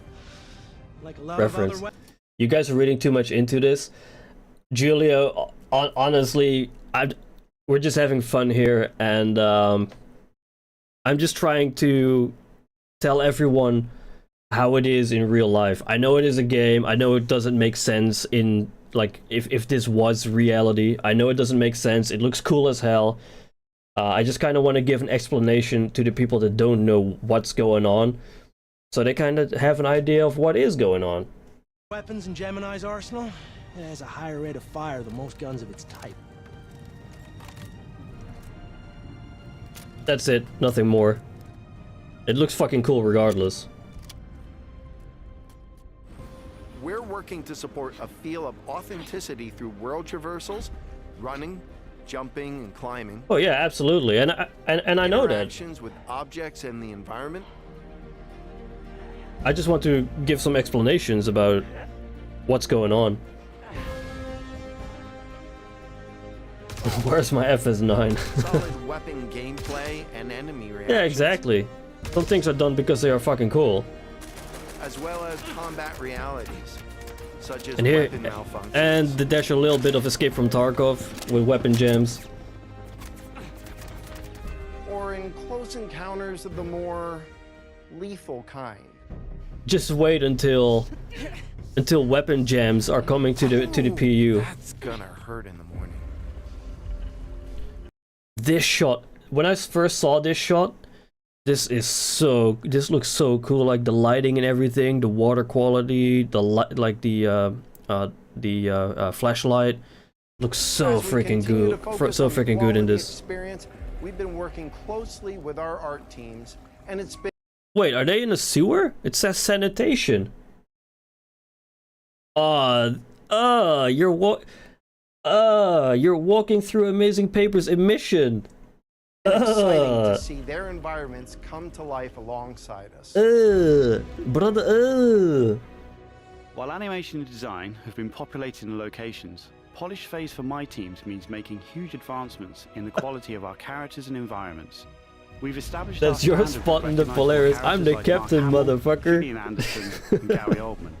And we're now applying this to the rest of the cast and identifying any remaining tech requirements that need to be closed out. The story of Squadron 42 takes you through a variety of diverse locations of various This feels like a scales Vandal and ship. styles. We shared glimpses of several environments. This feels like the inside of a before, and Vandal there's still ship. Plenty out there for you to discover. Captain of emissions. One of the main challenges the art teams had to face. Brother, I will make you the fucking plumber on the Polaris. You wanted a role? You can have the plumber role. We can call you Super Mario if you'd like. During the development of Squadron 42 is ensuring the visuals are complementary to the narrative of the script. The mood and feeling of a space is just as important to us as it is making sure we hit the visual quality that CIG has become known for. Oh, good. We can't hack it from this side. That's it. Got a locked door. Can you give us access? No, I'm afraid that's a negative, Steve. This one will not be held this long. Our system to give you override permissions. The being plumber is mostly silent. Rewriting all pipes to the captain's quarters. Oh boy. Everything you see during the campaign has been heavily inspired by the classics of 70s and 80s sci-fi, but with a modern twist. We want everything you see to feel like it has a soul, its own personality, and history long before you arrived. I am all filled up on hopium right now. Crafting interesting flight spaces and their connecting tissue has been one of the more unique challenges we've needed to overcome for Squadron. Developing our VDB tech to blend seamlessly between tighter traversal spaces and into wider space vistas and planets has proved incredible traversal spaces and into wider space. Video? Difficult next. Rewarding. Squadron chapter to the next, without interruption. Sir, I'm reading an unusual amount of missions and routes. A diverse array of locations is essential to us. Our environment. That power manager does not look like the new one. No, that's just the power triangle that we already had. This is the old power triangle, but with the new MFDs. Developing our VDB tech to blend seamlessly between tighter traversal spaces and into wider space. Squadron flows seamlessly from one chapter to the next, without interruption. Seems like someone crimped some Cat 7 cables. Creating a diverse array of locations is essential to us. Our environments need to work from a variety of scales. We need to pay close attention to detail, whether we're working in a dirty engineering vent. Yeah, the triangle's pretty goated. Of a dying star, wondering what may be around that next corner, or even who may live there. How would they have survived? Our triangle's pretty nice. What state of mind may they be in?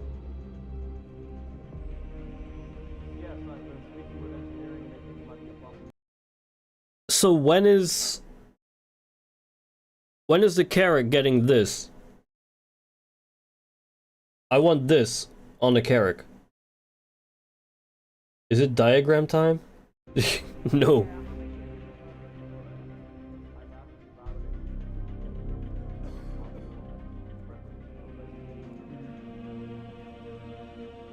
We've worked closely with our social teams in delivering a cohesive social experience when you're taking some downtime from our refined flight and FPS missions, or even missions of the more eerie kind.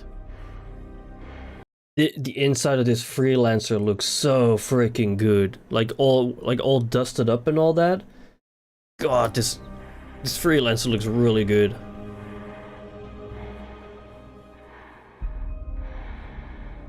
I don't know if it's dust, it's probably icing, dust, bit of both. We'll be introducing new space stations on a massive scale, all brought together and designed to be as tangible as possible. We've thought about their function, their age, and tried to ensure there's a progression in artistic style with each station as you progress through the progression in artistic style. I wish we had actual progression in the game instead. Game.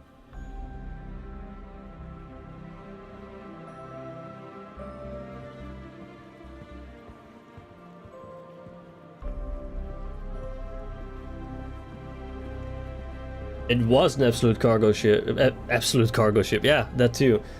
Massive cargo ship. Today, the teams are working incredibly hard, ramping up the detail and quality to match the breadth of our vision for Squadron 42. Was there icing on ship interiors? Now I know you're all asking, when can I play it? When can I play it? When we have the locked release date, you will be the first to know. Wrong. The people of Inside, or the people at CIG will be the first ones to know. He's lying again, chat. He's lying again. Now we're in polishing phase on Squadron 42. You will start to see a lot more things coming to Star Citizen, as well as overall progress on the persistent universe. The polish phase can take some time. We have come this far, and we want to make sure Squadron 42 delivers on the promise of being this generation's wing commander. Now, even though there's only a few of us in this video, I'd like to extend a big thank Bitch is already taking us for fools. He has been for 12 years, my man. Bringing Squadron 42 to life. And I would like to thank everyone in the community for your patience and your support. To paraphrase Admiral Bishop, when people ask, what did you do in the development of Squadron 42? You can look them in the eye and say, I held the line. Oh my I'm proud god. to stand with you. Thank you for making this game with us. Who let Chris say that?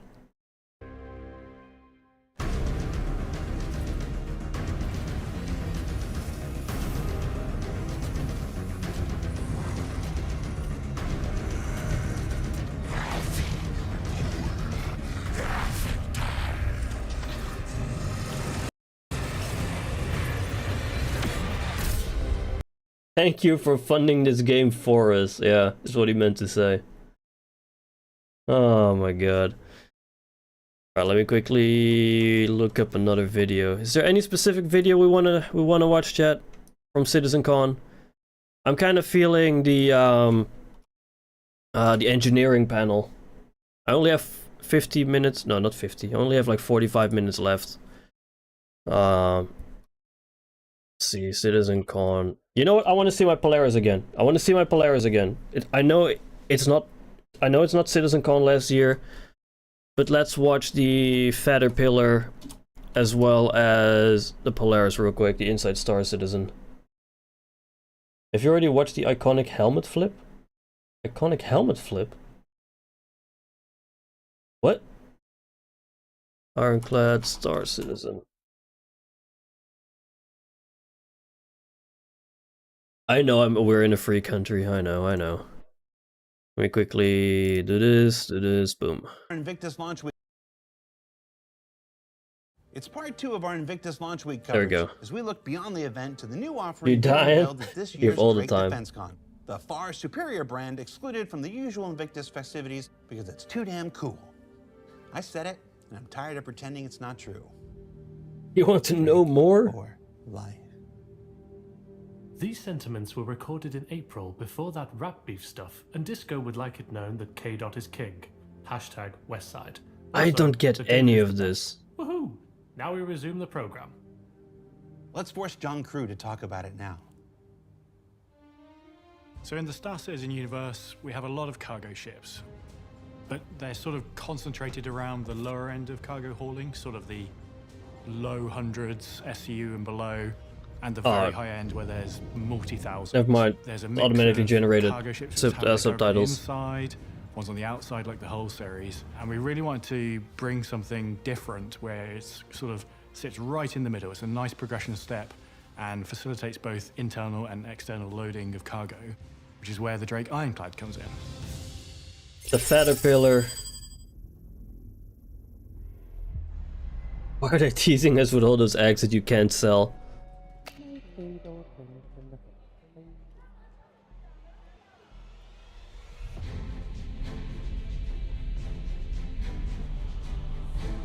I want the bird to be flipped, add that to the game. Isn't that already in? Step up for Drake cargo ships. It kind of builds on what the Caterpillar brings, but in a yeah, I was about to say, like, it is.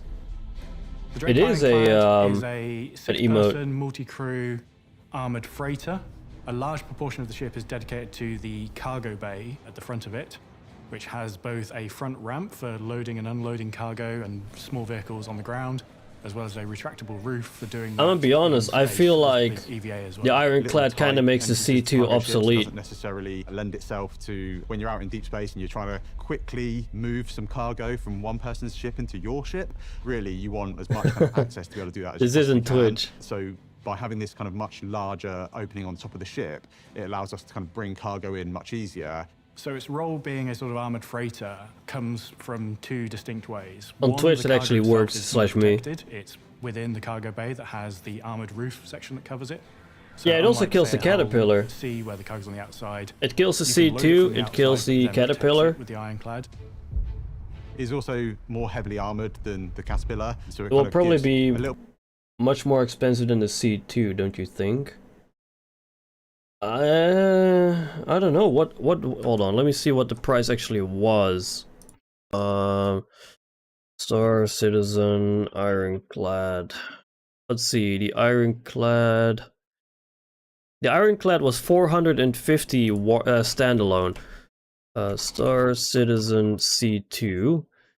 The C2 was 400 standalone.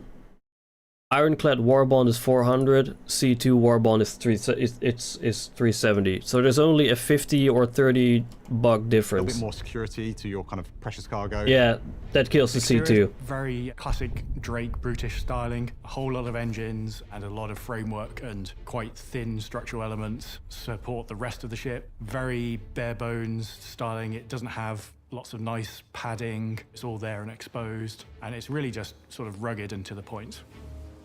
So the Ironclad is really 3 distinct areas. You have all the accommodation. Showing this was a mistake, Jim. Sort of third of the ship. Don't melt. The front 2/3 is really Don't just melt this until it's cargo actually in the bay with game. Front entrance Don't and do a it. retractable roof. Because you don't know how long it's gonna take before this You have actually the gets command added. module, which has seats for the crew plus a few little jump seats for Like this ship everyone else. feels like Command it's at module least is 2 or there 3 to years away. Steer the ship when it's attached, and the command module serves as the escape pod as well. The only time you really want to detach it is in an emergency. This is bullshit.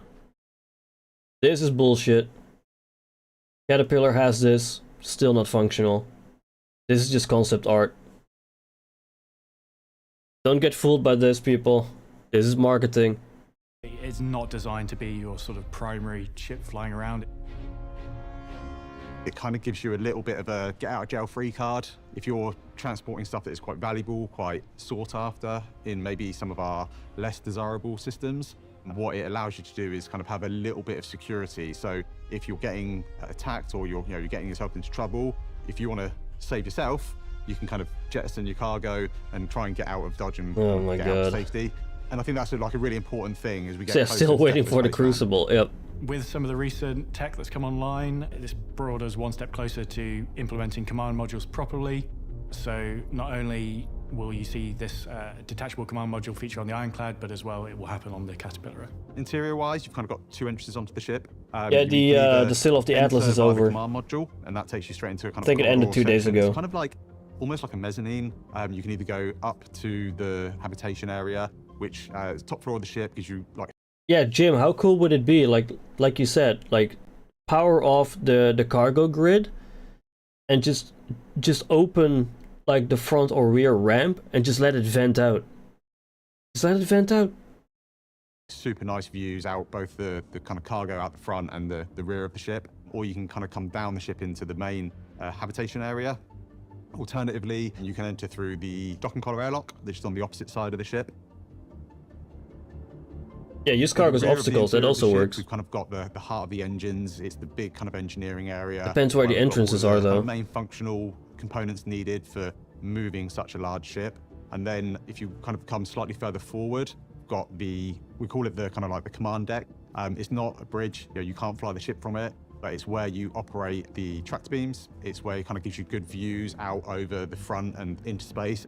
Okay. You've got the tractor beam turrets, but also, visually you can kind of stand in this area or sit in this area and look out over the front and over the bow. I'm going to fill those jump points with cargo. What you're trying to pull in or what you're trying to capture into your cargo hold.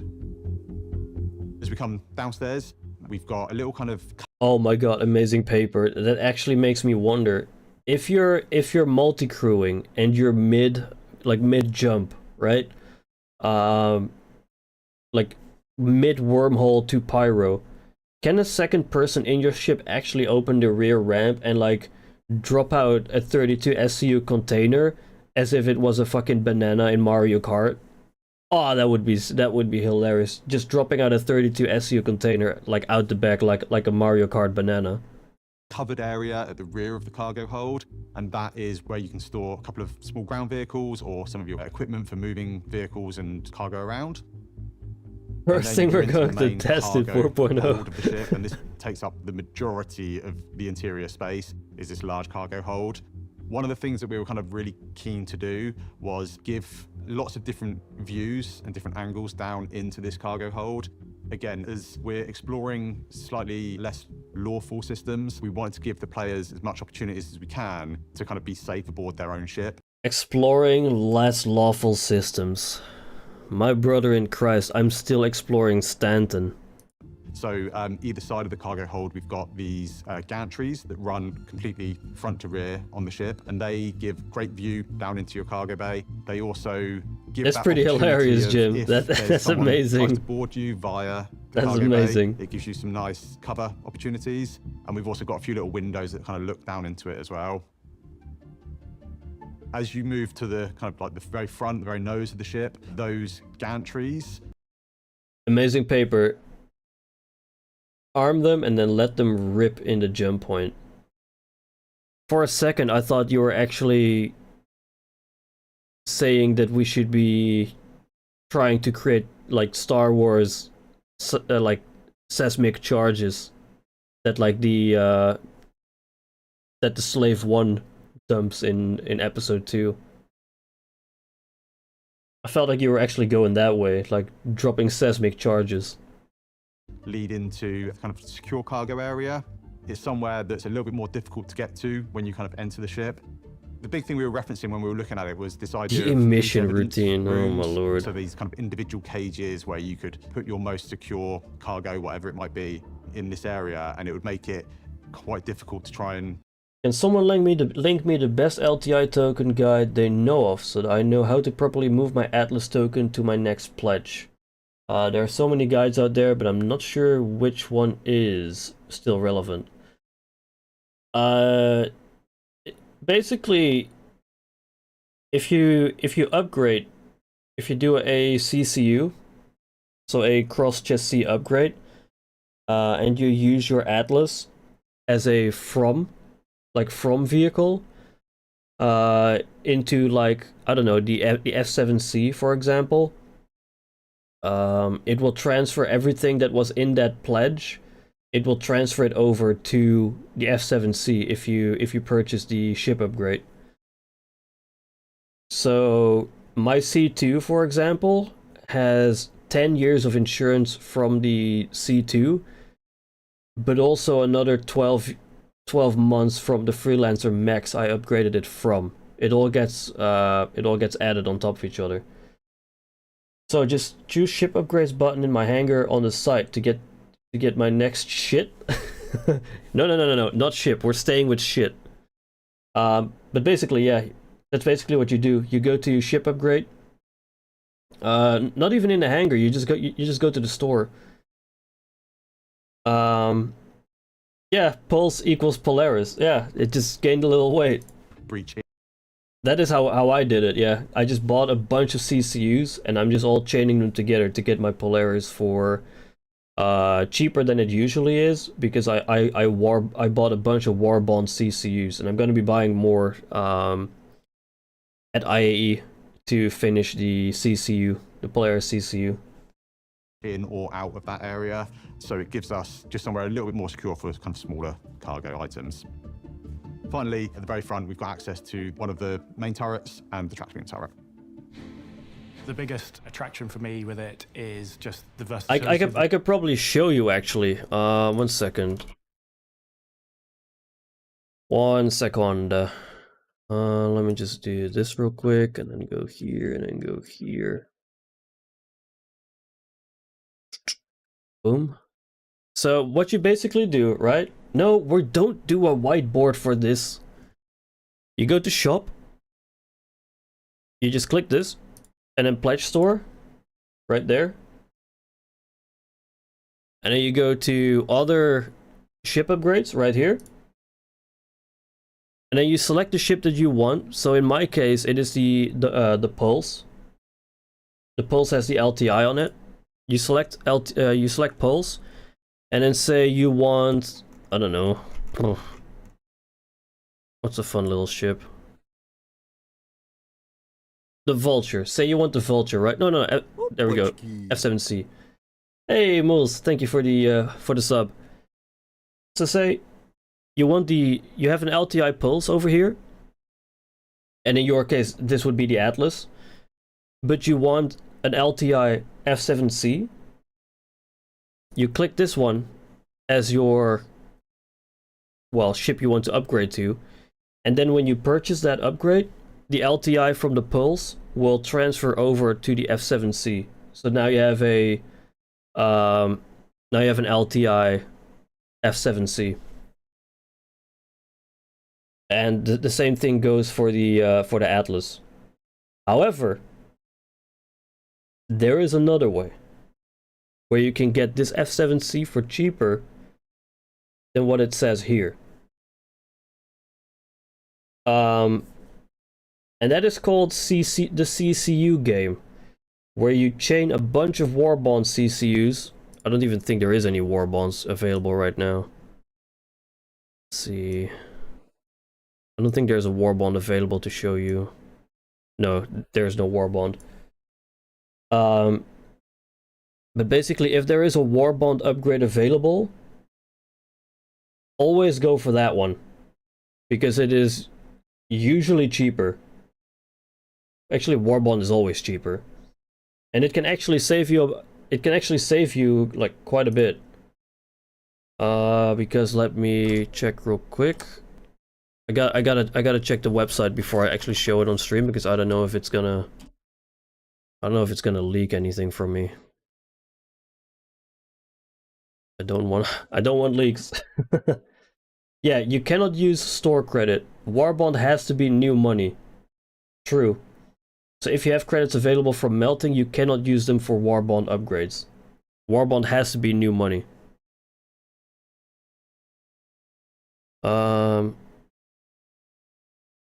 I think I can show this without leaking anything. Yeah, this should be fine. Okay. Let me just quickly make this a bit smaller. Drag this into this. There we go. So there's this website called ccugame.app. And it's actually, yeah, I'm trying not to dox myself. So basically, if you go to create chain, this is my chain currently. Let me just, can I clear this chain real quick?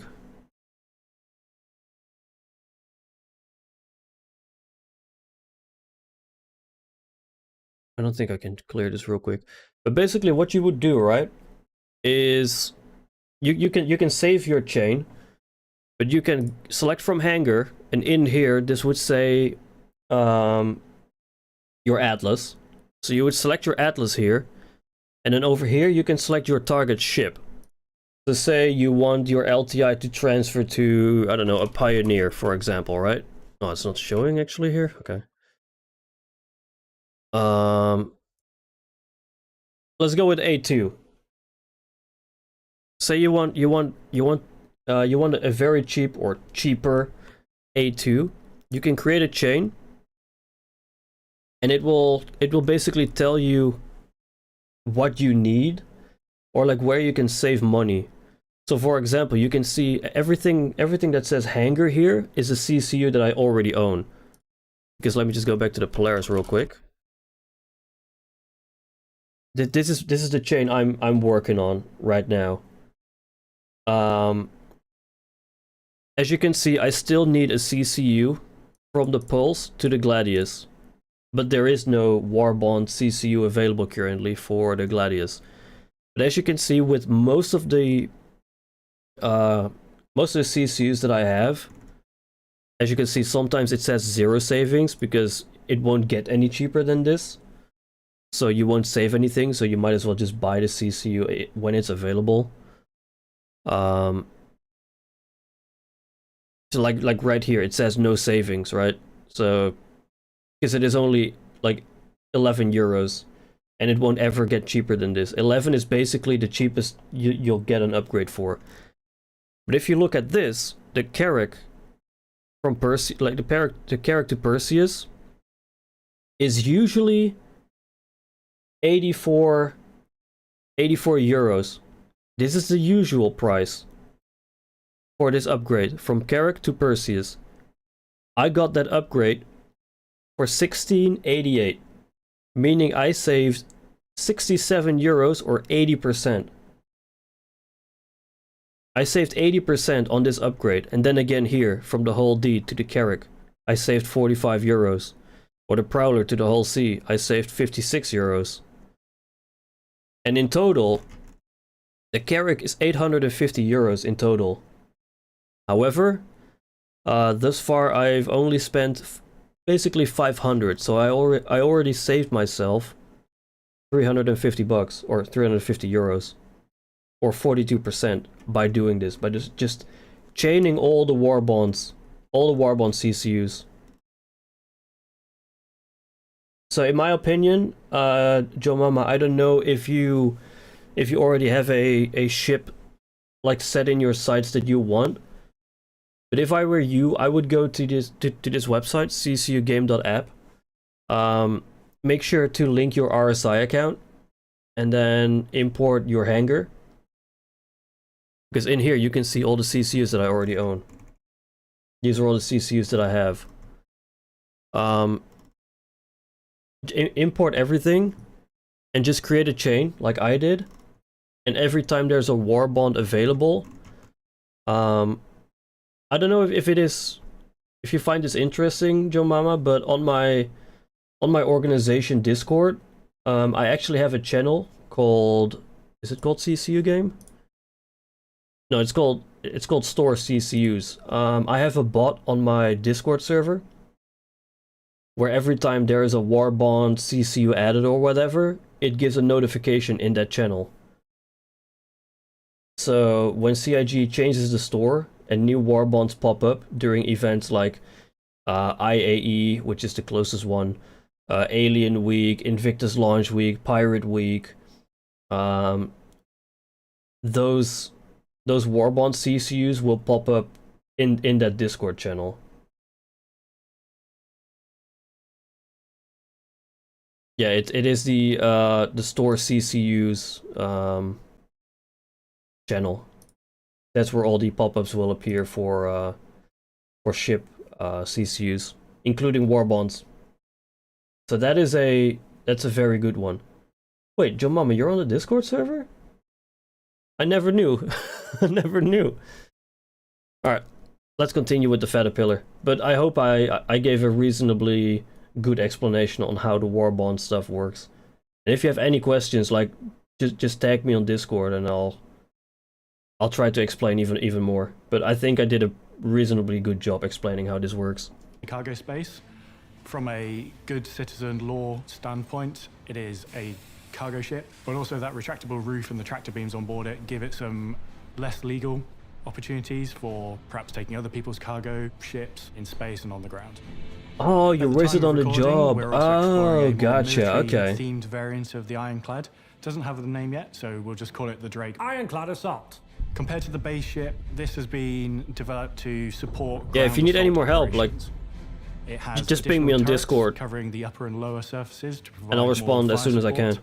And the front section of the cargo area has been no problem. to enable our what I'm here for. vehicles in game to be trying to help as many people as I can. In addition, the cargo bay has been reduced in size to facilitate a onboard repair facility. So for those of you who want to have a journey in the cargo profession, traditionally you would start out in something, say like a Hull A. The next step up from there really is sort of into Drake Caterpillar territory. So you're doing roughly a 8 to 10 times jump in cargo capacity. From there, the Ironclad sits nicely between those smaller ships and the much larger bulk carriers such as the Hull C, and then ultimately you get to things like the Hull D. Who has a Hull A? The end of the cargo. Not me. You said Kraken. Yes. Was that a hint at anything? It's not a hint.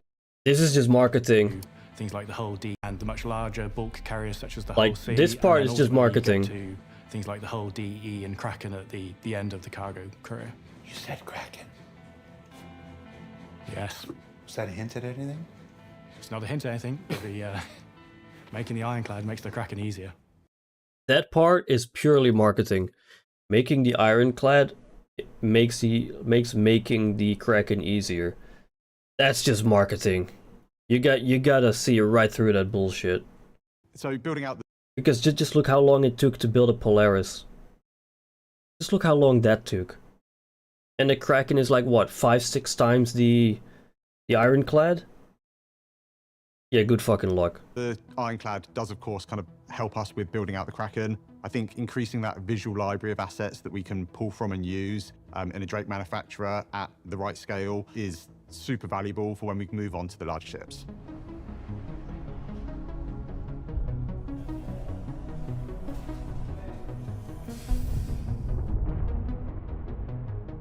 I think the Kraken is going to be my end game for Star Citizen. Same here. The Kraken is my the Kraken is going to be my end game ship for the organization. Just have a proper aircraft carrier for the organization, as well as a forward operating base. Like having a Kraken and like a MISC Starfarer together would be so incredibly good. Is the Kraken coming? Do I need to open my wallet? What is it? $2,000? Kraken is not coming. It's not coming anytime soon, my man. Of course, in non-Drake related news, players in this year's event probably noticed this was the most important part of the entire ISC for me. long-awaited RSI Polaris touring around the Stanton system. This part of the ISC is actually what sold the Polaris for me. I was never interested in the Polaris until I saw this part of the ISC. That's when I was like, okay, I'm starting my CCU chain right here, right now, and I bought an LTI Pulse to start the CCU chain. Well, it's not quite flight ready yet, but we thought we'd ask the guys for a status update all the same and see if we can't get a closer look at the progress being made while we do it. We really wanted to have some form of the exterior of the Polaris at Invictus launch week. Kraken, Polaris, several fighters, and a support craft. Yeah. Display this year. Being a big kind of military show, it made I guess my next step is choosing what ship I want the LTI to land on. It will be the ship that is for me the best all-around, all-purpose ship. We're happy to show it publicly. Oh, you're gonna love it, amazing paper.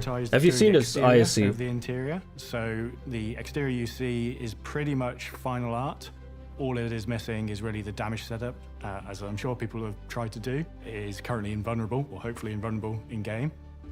Visually, I think not only have we been trying to get it out so we can show it, but we've also tried to kind of really Did you walk around the Polaris at the last IAE? Kind of like large capital ships. And yes, what that actually. has meant is that I did. We needed to focus a few more artists than what we'd normally put on the exterior of a ship, just to make sure we kind of hit that quality bar and we hit it on time. It's pretty close to being Lot Zero. Yeah, understandable. Which means that the majority of the main modeling's done. There's still a whole bunch of decal work, the finer details, what we call as POM details, pass needs to be done, and that really kind of helps to elevate the kind of like the close read. I think the it's huge. Yeah, the Polaris is fucking huge. To be fair, the close read when you get up in personal is looking really, really good. It's just we've still got that kind of like final sprinkle of polish to go on. With the focus on the exterior and push. Also, you might not be able to see it, but right here where my cursor is, I only saw this recently. Where my cursor is right now making circles, there's a tractor beam in there too.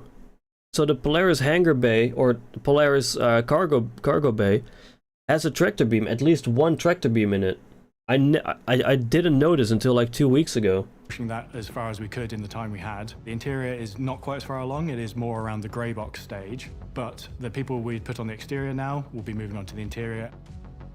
Normally on a vehicle is we try to kind of keep the development stages in line throughout the kind of like the life cycle of its development. It means that the interior isn't, it's not at the same level that the exterior is.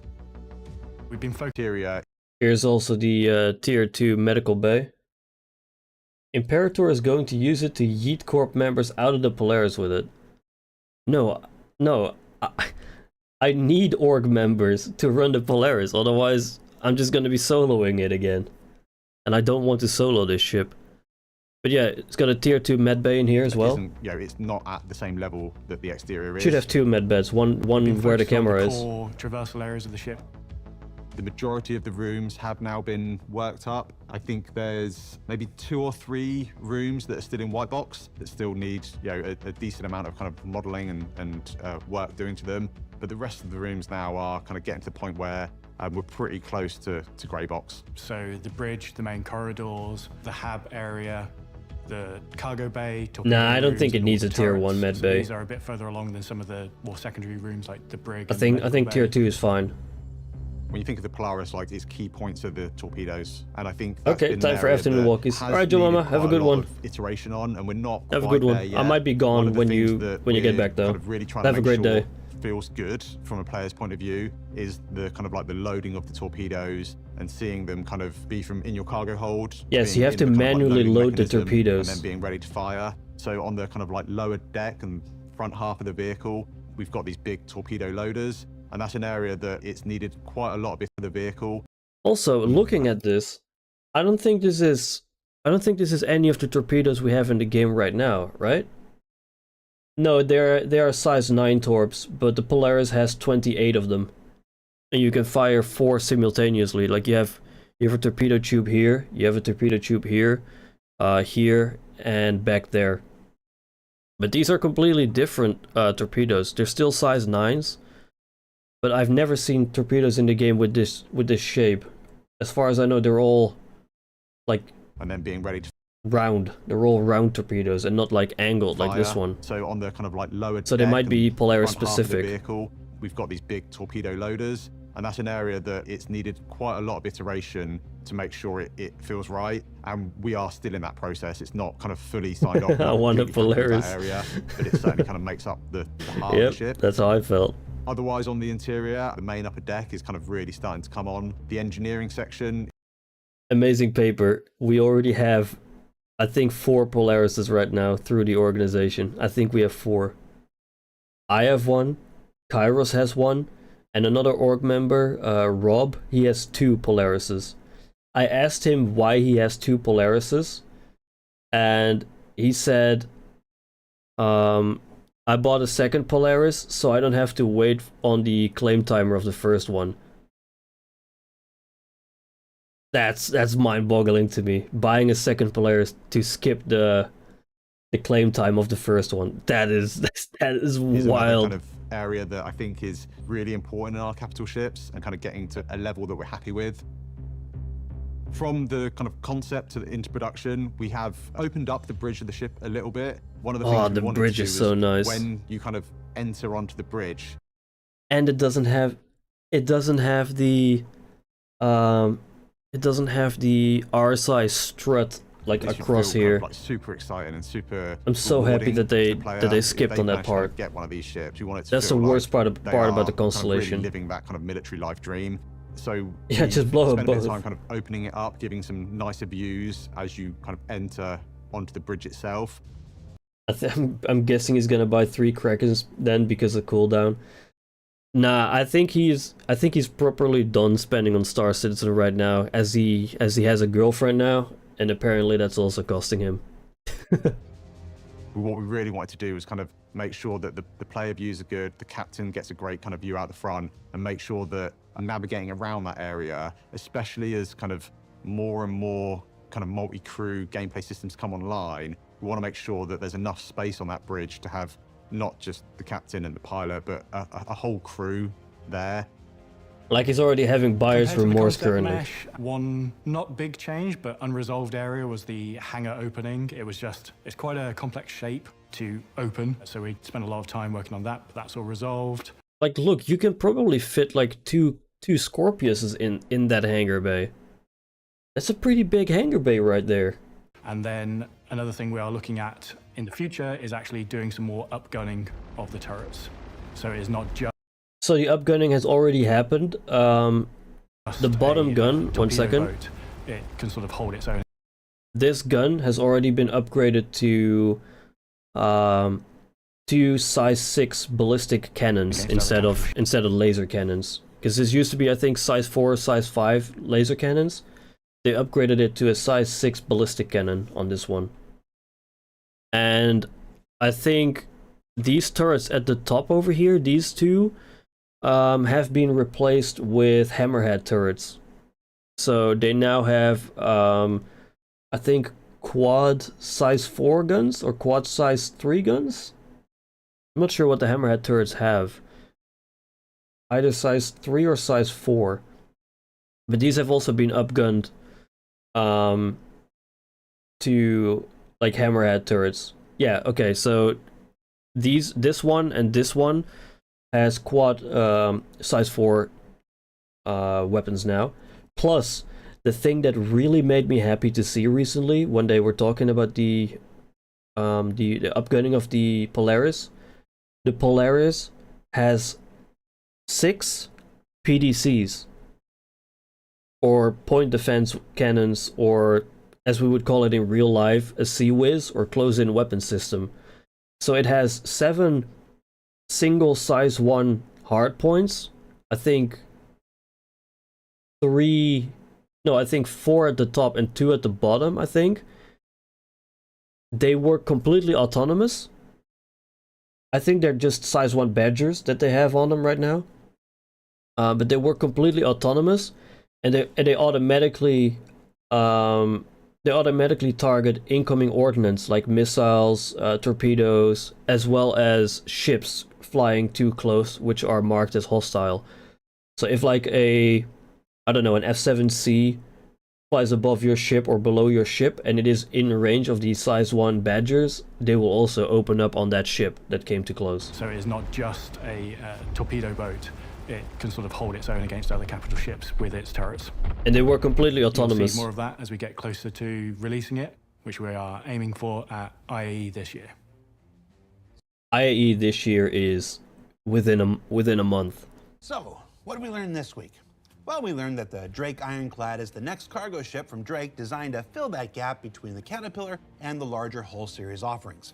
That working on it helps to flesh out resources needed to bring the long-awaited... So will this be an Idris killer? Well, in lore, the RSI Polaris was basically built as a cheaper and quicker to manufacture follow-up of the Idris. So it is kind of like... it's kind of like the successor of the Idris. But yes, it having 4 size 9 torps it can fire simultaneously. Yeah, that kind of says Idris killer to me. But again, the Idris is also getting PDCs, so it might be able to intercept torps. ...track into life in the future, and that the Polaris is coming along pretty nicely, even if it's not Drake, which we didn't learn was the best because we all already knew that in our hearts. But Disco says KDOT is the best. And with that, this very long 17-episode season of Inside Star Citizen comes to a close. We said we'd go straight through until Alpha 323 was out, and we did that, and then some more. And it's time for our team to take a breather, catch up on some admin work, and begin working on the next great season of ISC that'll start up again on June 20th. So for Inside Star Citizen, I'm Jared Huckabee. Thanks for taking the time to let us share the process of game development with you each week, and we'll see you when we get back. Yeah, wait, the Idris has its interiors done. Do you think they might release it? I think what CIG said is that they wanted to hold the Idris off until Squadron 42 has been shipped. I think that is what their original plan was. Holding it off until Squadron 42 has shipped. And also server meshing is a huge deal for the Idris, because the Idris needs like, what, 24 people to fully man it? So, if you have 4 Idrises, that's already the entire server filled, player-wise. So I think it's a good idea that they hold it off until either server meshing is fully in or Squadron 42 is out. I think the first one is better, just holding it off until server meshing is in and we can scale player counts. But so for now, I think the Idris being a Xenothreat only event vehicle, I think is fine until we can get server meshing fully going. I say we, but I mean CIG in this regard. Did you watch the iconic helmet flip while I was gone? No, we watched this Inside Star Citizen, and I kinda went on a full, well, not rant, but full explanation of how Warbond CCUs work and transferring LTIs to other ships and all that. But yeah, folks, I think that's going to be it for me for today. Been 2.5 hour stream. It's been pretty good. But yeah, I have work tomorrow. I can watch it next stream, but the next stream is probably going to be Monday or Tuesday. Yeah, no stream tomorrow. I'll be chilling tomorrow. Going to bed early for CitizenCon. And then I'll be streaming CitizenCon on Saturday and Sunday. So if you people are interested in watching and having live commentary during CitizenCon, and maybe just maybe, there will be a whiteboard part during CitizenCon. Like if something triggers me enough during CitizenCon that I have to pull up a whiteboard mid CitizenCon, I fucking will. Say I won't. I will. Say I won't. But yeah, have a good night, everybody, and I'll see you I will see you on Saturday. I'm used to saying see you tomorrow, but it's gonna be Saturday this time.